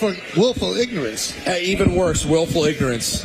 Now, coming up is our final pick segment. Oh, boy. Starting off poorly for me. Uh-oh. Great for me. Brock Purdy, I wanted to kick him in the teeth. That pick must have broken you, didn't it? Oh, my, I'm in the car. That pick was awful. And I'm going, now they're going to score a touchdown, and I'm going to lead. I'm going to be in the lead. Yeah. But then I kept envisioning they're going to miss the extra point. Right. But that would give me a push. That'd be okay. Yeah, but guess what? That didn't happen. No, it didn't happen. He threw it directly to the Rams. And the guy that everybody said was going to be the best quarterback, he's not even going to get a contract from the 49ers. If he had taken them in the playoffs this year like he did last year, he's going to get $50 million a year. That's why this is probably a good thing for them. Because if they had gone to the playoffs, maybe won a game, he played okay, not great, you'd be obligated to give him $40, $50 million a year. He took you to a Super Bowl, but now falling on his face, maybe it's better. Would they actually think about having Aaron Rodgers live out his dream? I think maybe. Honestly, wouldn't you give it a try? Yeah. You've got the With talent, Shanahan? you got the line, you got Shanahan. Yep. I know you've been down on Rodgers and how he's played. Would it be so Jets? Anyone who has eyes is down on Rodgers. But wouldn't it be so Jets for him to go someplace else and find it again? For like 1 year? It feels impossible, but it would be so Like, Jets. could you see him going to San Francisco and they go on a run? No, I can definitely see Well, Kyle Shanahan, if Marco could go out there right now, I think they'd go on a run next year. I really believe that. If you said this earlier, I mean, the fact they may be lucky that they had this year where Purdy was bad and showed them what he was, but if you really think about it, it's not fair. When they throw up the losses to that team this year, injury-wise, it's insane. The fact that they compete every week really shows that Shanahan's is it possible they never wanted to give him big money, but would feel like they had to because of the fact that he at least played in a Super Bowl and he's a great story, but now maybe they've got a little bit on the PR side of not giving him the money. Well, and they end up having a bad the year. number for Purdy is an interesting conversation because he can still play. You think he's just terrible? No, he's not terrible. I think he's an average quarterback, maybe average. It's interesting to see what he'll get. Is he as good as Sam Darnold? No, I don't think so. I don't think so. Not this year. He has about as much good tape as Sam does, right? He's got one full great season. Yeah, but the most recent tape is in favor It's of not what Sam. you want, is what you're saying. I got to ask you a question. Yes, Don. please. How are you not making money off this kid modeling? I don't get it. Yeah, he's good looking. He's Marco, you're a good looking little kid. boy, right? What do you think? What do you say? He says, I don't care. I don't understand. No, Michael's saying you're a good looking boy. What do you say? Thank you. All right. You're welcome. But you know what, Don? He's so shy. By the way, first of all, you realize that Marco he doesn't care about looks. So you thought he was being a bad guy by not saying thank you. It's deeper than that. Yeah. He's on a different plane. You're complimenting his physical appearance. He's like, what are looks, bro? He doesn't understand that. And Declan's a good looking kid, too. Don't Declan's forget. very handsome, yes. Both of them should be in modeling. Declan, would you ever consider modeling? I don't think so. Wow. No. What would you currently be interested in doing, Declan? I want to be a YouTuber, maybe. A YouTuber? You know what? I got to tell you, it's on the table these days. Uncle Peter wants to be that, too. Yeah, I'm gonna we can unbox stuff together. Yeah. All right, I'm sorry. Marco's got one more thing to say. Okay. He wants to straighten things out. Go All ahead. right, let's get it right. The last time I was trying to say the Mets don't like the Yankees. The Mets don't like the Yankees. It's not that you like the Yankees, and the Mets don't like the Yankees. Because the last time on the show he said the Giants didn't like the Yankees, and it bothered him all the rest of the Thank you for straightening it out. Good job. By the way, a lot of people have been waiting for that to get cleared up. They're waiting for that correction. And now we got the correction. Thank you, Marco. All right, NFL picks coming up in just a moment. Hey, Michael K here to tell you about my friends at Shines.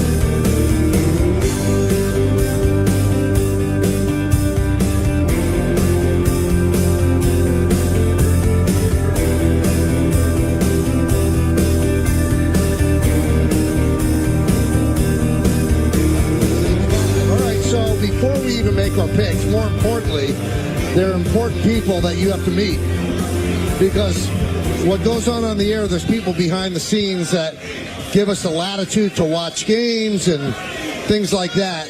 And Peter's lovely wife, Natalie, is up here right now.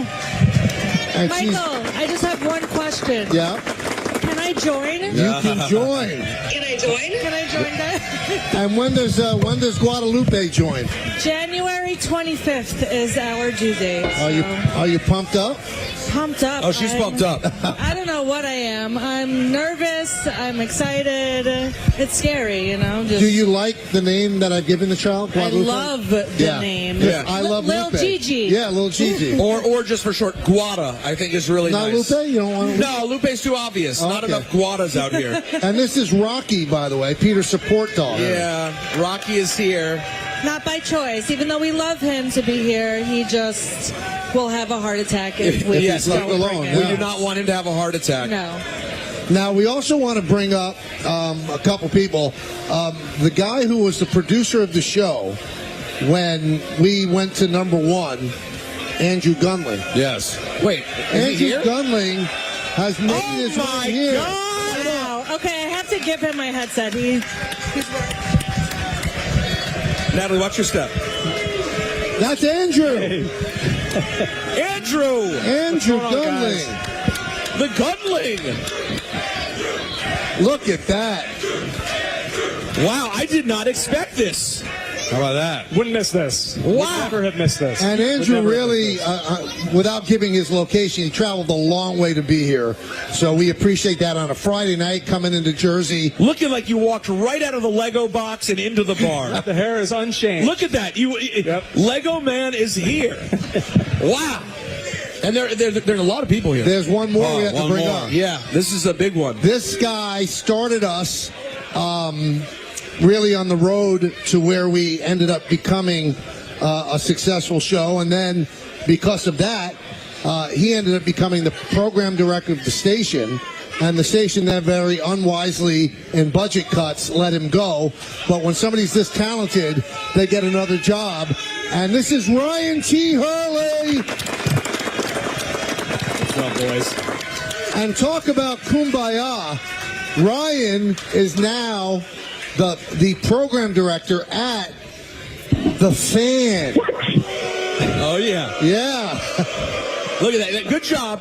You got to rep the brand. Got to rep the brand, baby. Right here, baby. Oh, this is so cool, man. Ryan's awesome, and also the guy he works with at FAN, Chris Oliveira. Incredible. Hit us with a couple of texts today. He's a sweet guy as well. So, you know we love you, buddy, and thank you for coming on this here. is incredible This is a celebration. longer ride from you, too. Yeah, this You're is in Long insane. Island. I got off the train at Secaucus. I didn't think it was be a 40-minute Uber, but God bless. I didn't God miss it. bless. This is amazing. All the people out here, incredible. Put in crowd, for it. incredible turnout. Put in for it. Wait, hold on. And by the way, someone looked down, and if you look down, you know what you'll found. R.J. Santillo. Get RJ up here. Come on up, RJ Santillo. Yeah, down at the Kids Make Sense. Good layout. Now, I love R.J. Santillo. Love him.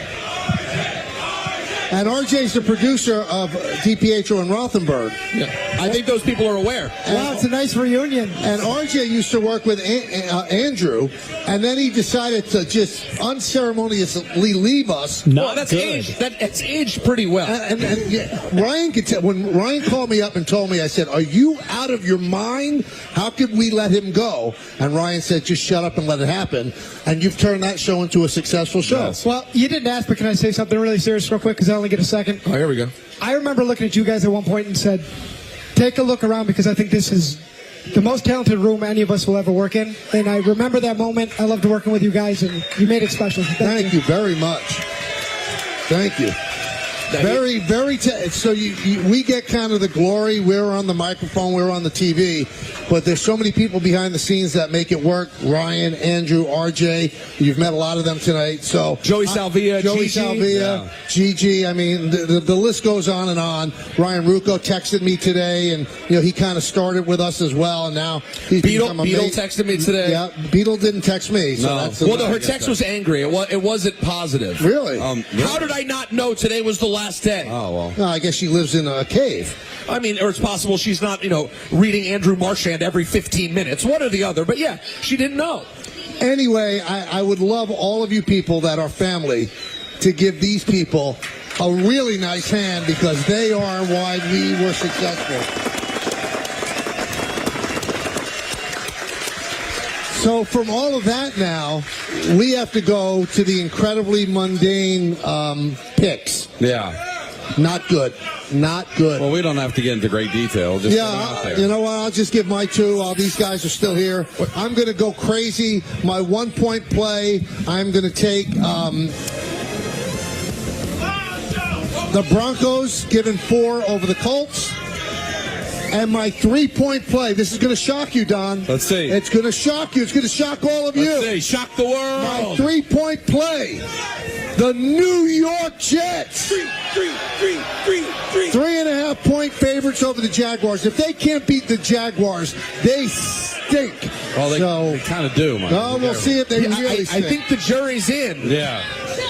You want to go next, Don? All right. My 1-point play, I'm going to go to Monday night. All right. Falcons in Vegas against the Raiders. Raiders are getting 4. I like the Falcons to cover that number as my 1-point play. Raiders are beat up. Falcons certainly need the game. I'm going to go with the Falcons there. My 2-point play. It's a big one, guys. Josh Allen getting 2.5. I don't care. It's in Detroit. Bills are going to bounce back after losing that wild game against the Rams. They're not going to lose 2 in a row. They're going to beat the Lions. I think they're going to beat them outright. I'll take the 2.5. The Bills are getting as my 2-point play. You're going against your Lions. That's all right. I think the Titans are not that great, even though they're home. Bengals need the game. Maybe they're going to get things going here. My 3-point play, I've got Cincinnati. Given 5.5, I got Cincinnati covering the 5.5 in Tennessee against the Titans. It's my 3-point play. Peter, things go well now. You could actually end the run of the show ahead of me. I know. A lot of pressure. I got a big win last night with my 3-point play in the Rams. I'm going to go right up against Don head-to-head on my 2-point play. Give me Detroit at home, giving the points. A little 2-game slide for the Bills as we head down the stretch here. Get everyone a little bit nervous. And my 1-point play, I like the Packers at a bounce-back spot. Ballard came out. Why not? Giving 2.5 at Seattle. Seattle's a pretty good football team. I like the Pack to get the win on the road. All right, now what's Bears pick? Bear, you know what? I got to say, Bear likes the Bears this week. Loves the Bears. He loves the Bears. They're playing at the Vikings, getting 7. He thinks the number is big, and his quote was, Caleb Williams will not go silently into that good night. That was Bear. That was Bear's quote. All right, and how about 45-47? I gotta think.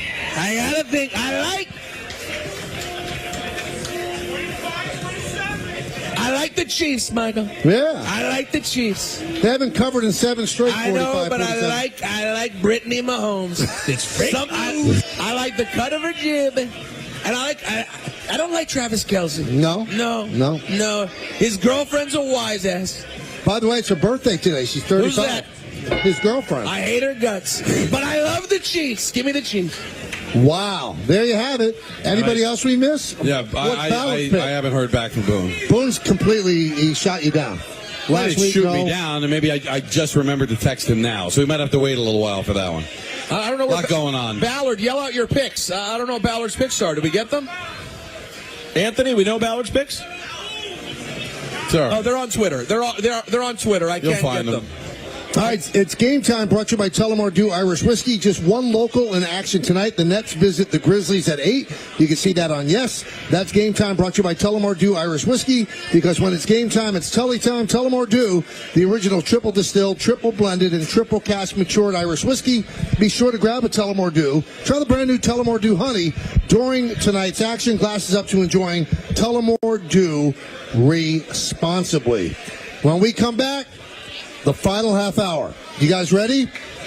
You ready? All right, so that'll happen in just a moment. Peter, get back up here. You have a read to do. Stop hugging people. Peter, read, FanDuel. He's done. You can't wait for Monday. That's not true. Well, let me talk to you about FanDuel Sportsbook for a second, guys.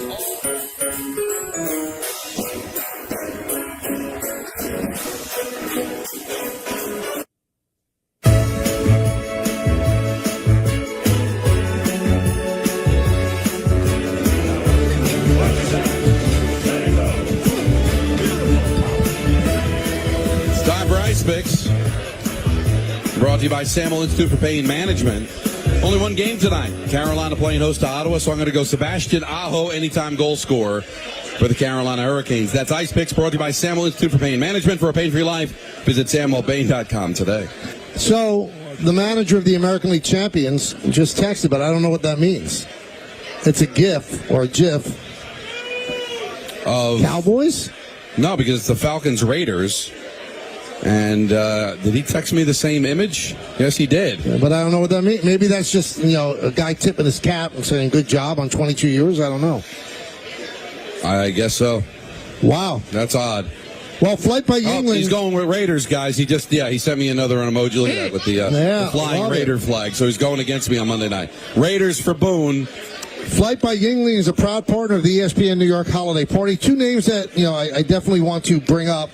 We're giving a lot of love to people that meant a lot to what we've done, and we should mention Rob Astorino and Aaron Spielberg. They were both involved with the show heavily, no longer with the station, but still friends for sure. So we thank them for everything that they did, and guys that have been with us for the longest time, and Vinny DeMarco and Pete Doherty and the sales staff, which has been rock solid with us for 22 years. So, that's it, Don. This is a home stretch right now. Yeah, it's kind of crazy. I don't really feel it. As far as I haven't been. It hasn't become a reality for me yet because it's been such a habit for 22 and a half years. Like I've got Marco here, and before him, Declan. Going to work meant you're going to Michael K. Right. My mom's saying, when's Michael K going to allow you to take a day off? So no, he's not my boss. I just happen to work with him. Right. But that's kind of what the reality of my life has been for over 2 decades, and to have it come down to one last segment.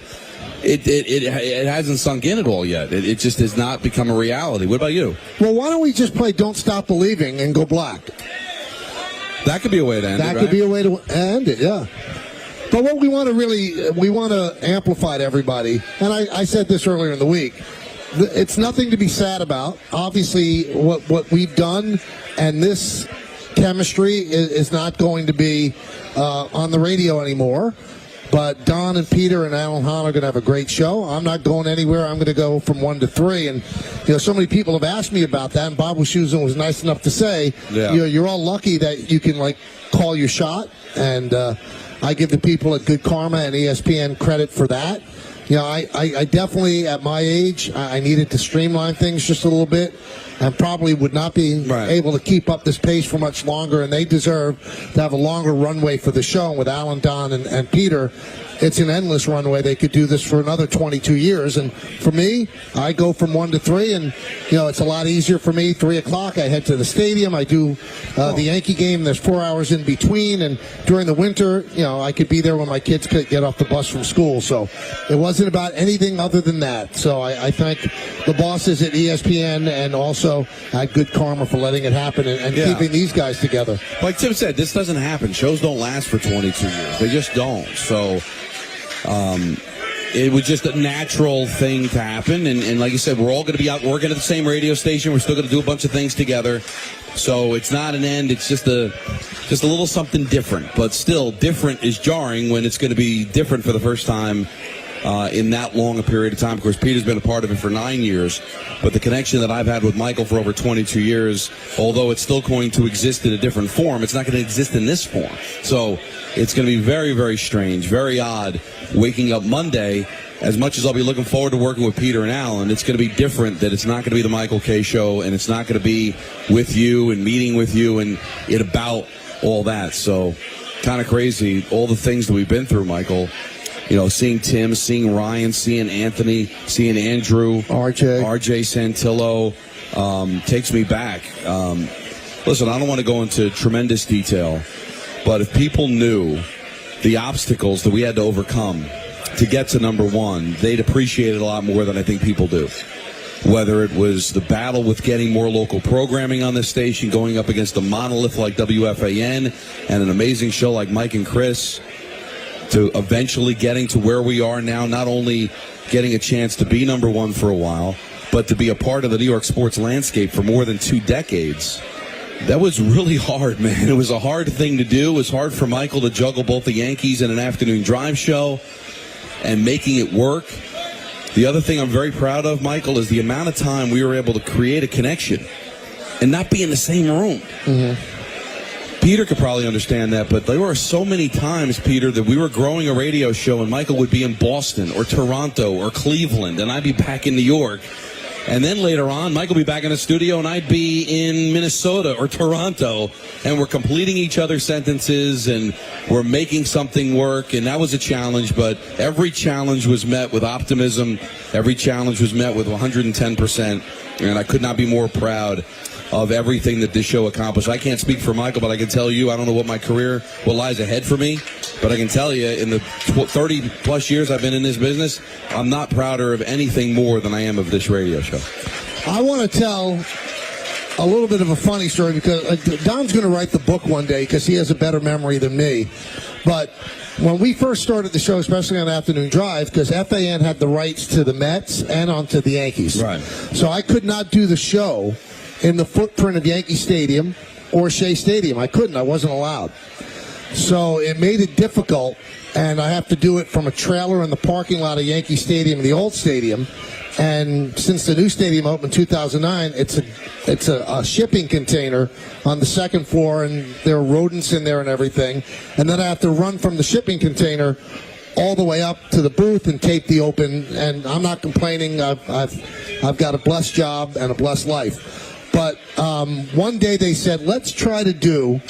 What are they going to do? Try to do the radio show in the Yes booth at Shea Stadium. And our program director at the time was a guy by the name of Mike Thompson, who was an outside-the-box thinker. And I started doing the show. FAN complained to the Wilpons. The Wilpons complained to Mike Thompson. Mike Thompson says, well, he's not leaving the booth. So I'm doing my show, and Don's back at the studio. And 2 New York City police officers came in and said, you've got to stop broadcasting, or we're going to take you out of here in handcuffs. Wow. And so Mike Thompson said, do it. Do it. Because he wanted the picture of me being let out of Shea Stadium in handcuffs. You know, the perp walk. And the police said, if he doesn't stop, we're going to start. We're going to do that. He goes, good. That'll be a great shot. You're going to arrest the voice of the New York Yankees. And the police officer said, well, we're arresting a guy who's breaking the law and doing a radio show. And Mike Thompson said, well, it's the same person. Go do it. And then after he played this up and he saw that they were really getting set to put handcuffs on me, he said, all right, stop. And then Don took the rest of the show. Yeah. And another funny Shea Stadium story. Again, we couldn't do the show at Shea Stadium, so they had us do a show at a spot on the bridge that walks from Shea Stadium to the U.S. Open. And we're doing it. There's a tent over us. Wait, was the U.S. Open happening? No. Okay. No, it might have been. It might have been. I'm not. No. It's just that would be the 7 train of like you right, know where the Apple is now. I know exactly where it is. Boardwalk. It just would be more appealing if the actual U.S. Open's happening. The skies opened up. Right, I've heard this. And it was one of the worst storms you've ever seen, and the tent blew off onto the tracks of the Long Island Railroad. Right. Don and I are sitting there soaking wet, and we thought, well, they're going to let us get off the air. And one of the sponsors of the show was the Hummer vehicle. Yes. And they said, Michael, Don, get in the back seat of the Hummer. I never thought I'd hear that. And do the show. And we did the show on phones in the back seat of a Hummer. Once again, because they wouldn't let us in Shea Stadium. Just to make it work, just to make it happen. Wow. How about the time they had you on the side of the highway?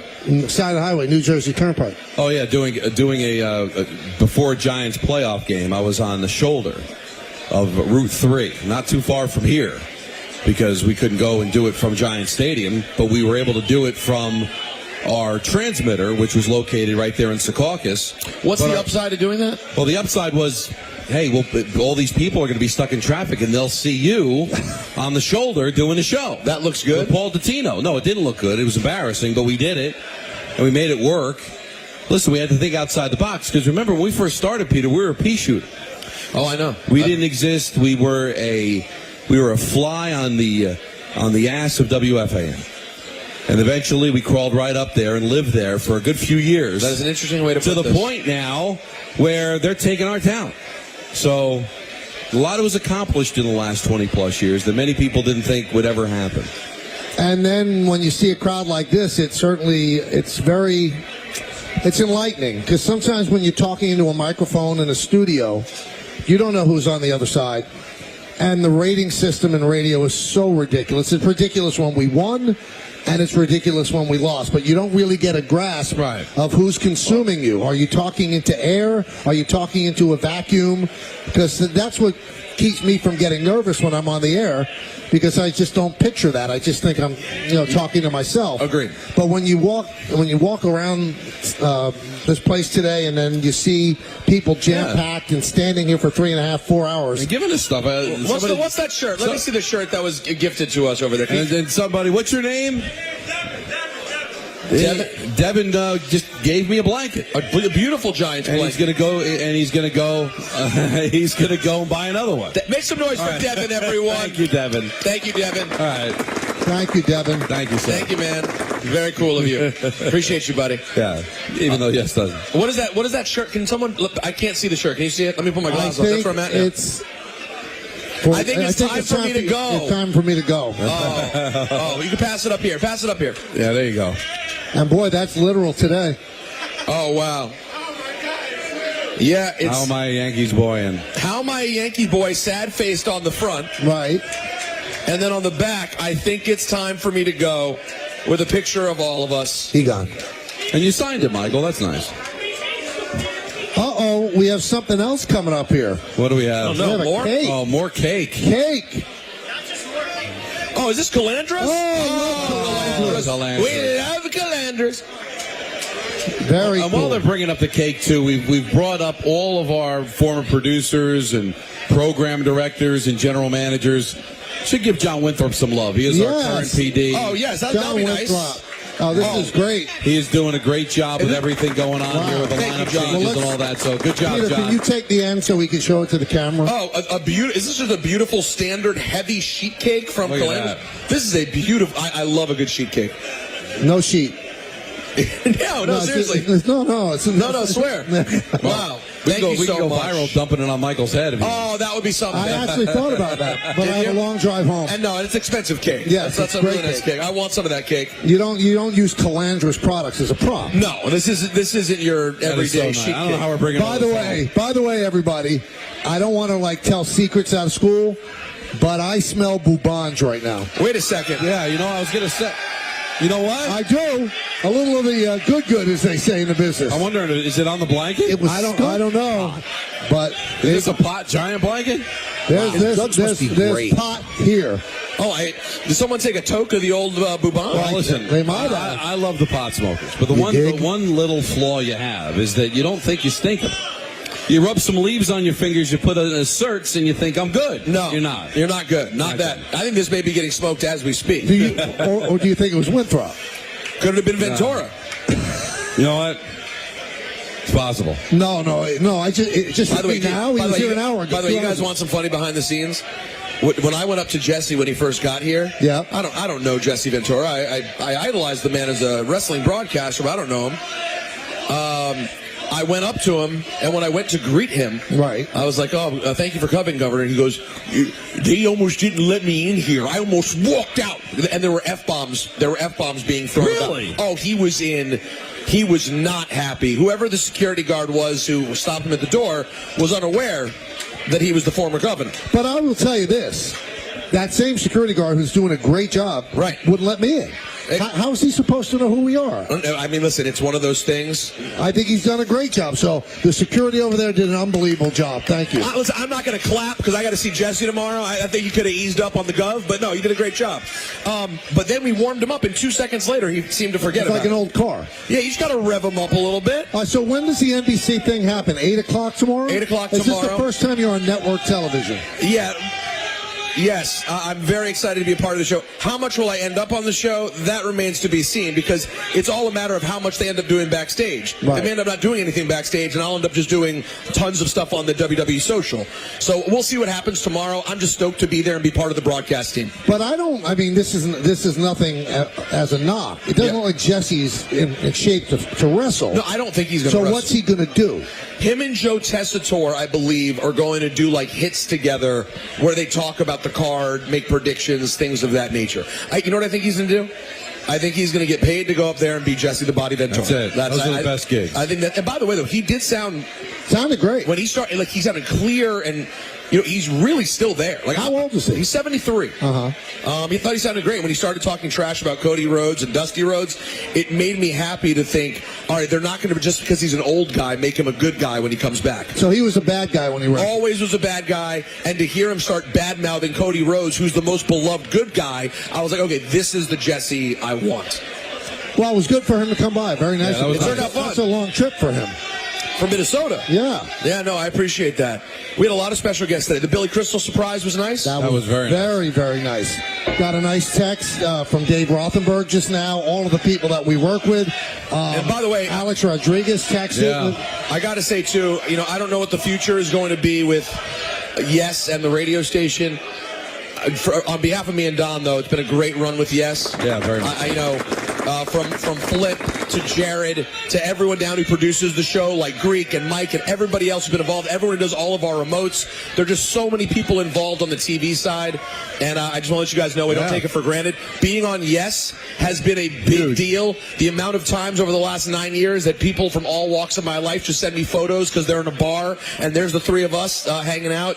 It's been a real thing for this show. Well, the thread of all those videos are thanks to Yes and making them go viral, and it would have been 11 years in February, so it's been over a decade working with Yes. It's been terrific. And the first day was pretty memorable. It was crazy. The whole Coke thing in the Diet trash Coke. can. Diet Coke. That really helped. Honestly, that was something that was like just an afterthought. And I remember that was met with such negativity. And John Filippelli, the president of the network, he called me up and read me the riot act. He said, as a producer, I thought it was brilliant. As an executive, it made me sick. I said, well, then be a producer. All right, you want to know one last funny, real inside dope, as Don would say, on the workings of the station? I just received a new contract, so I'm going to stick around for a couple of years. Very exciting news. We're all very happy about that. So obviously, you know what it's like. They make you wait, then you get the contract, and they go, hurry up and sign it, we want it back. That's how business tends to operate. And my agent's looking over the contract, and she goes, what is this in your contract about you have to wear a collar shirt? Oh, wow. That is from the early days of me just being that guy and refusing to conform to Yes at first, and then it had to get written into my contract. Wow. I said, I think we can take it out now. I think we're good. We're good. Want to thank all of you. Want to thank Don and Peter. These 22 years have been amazing.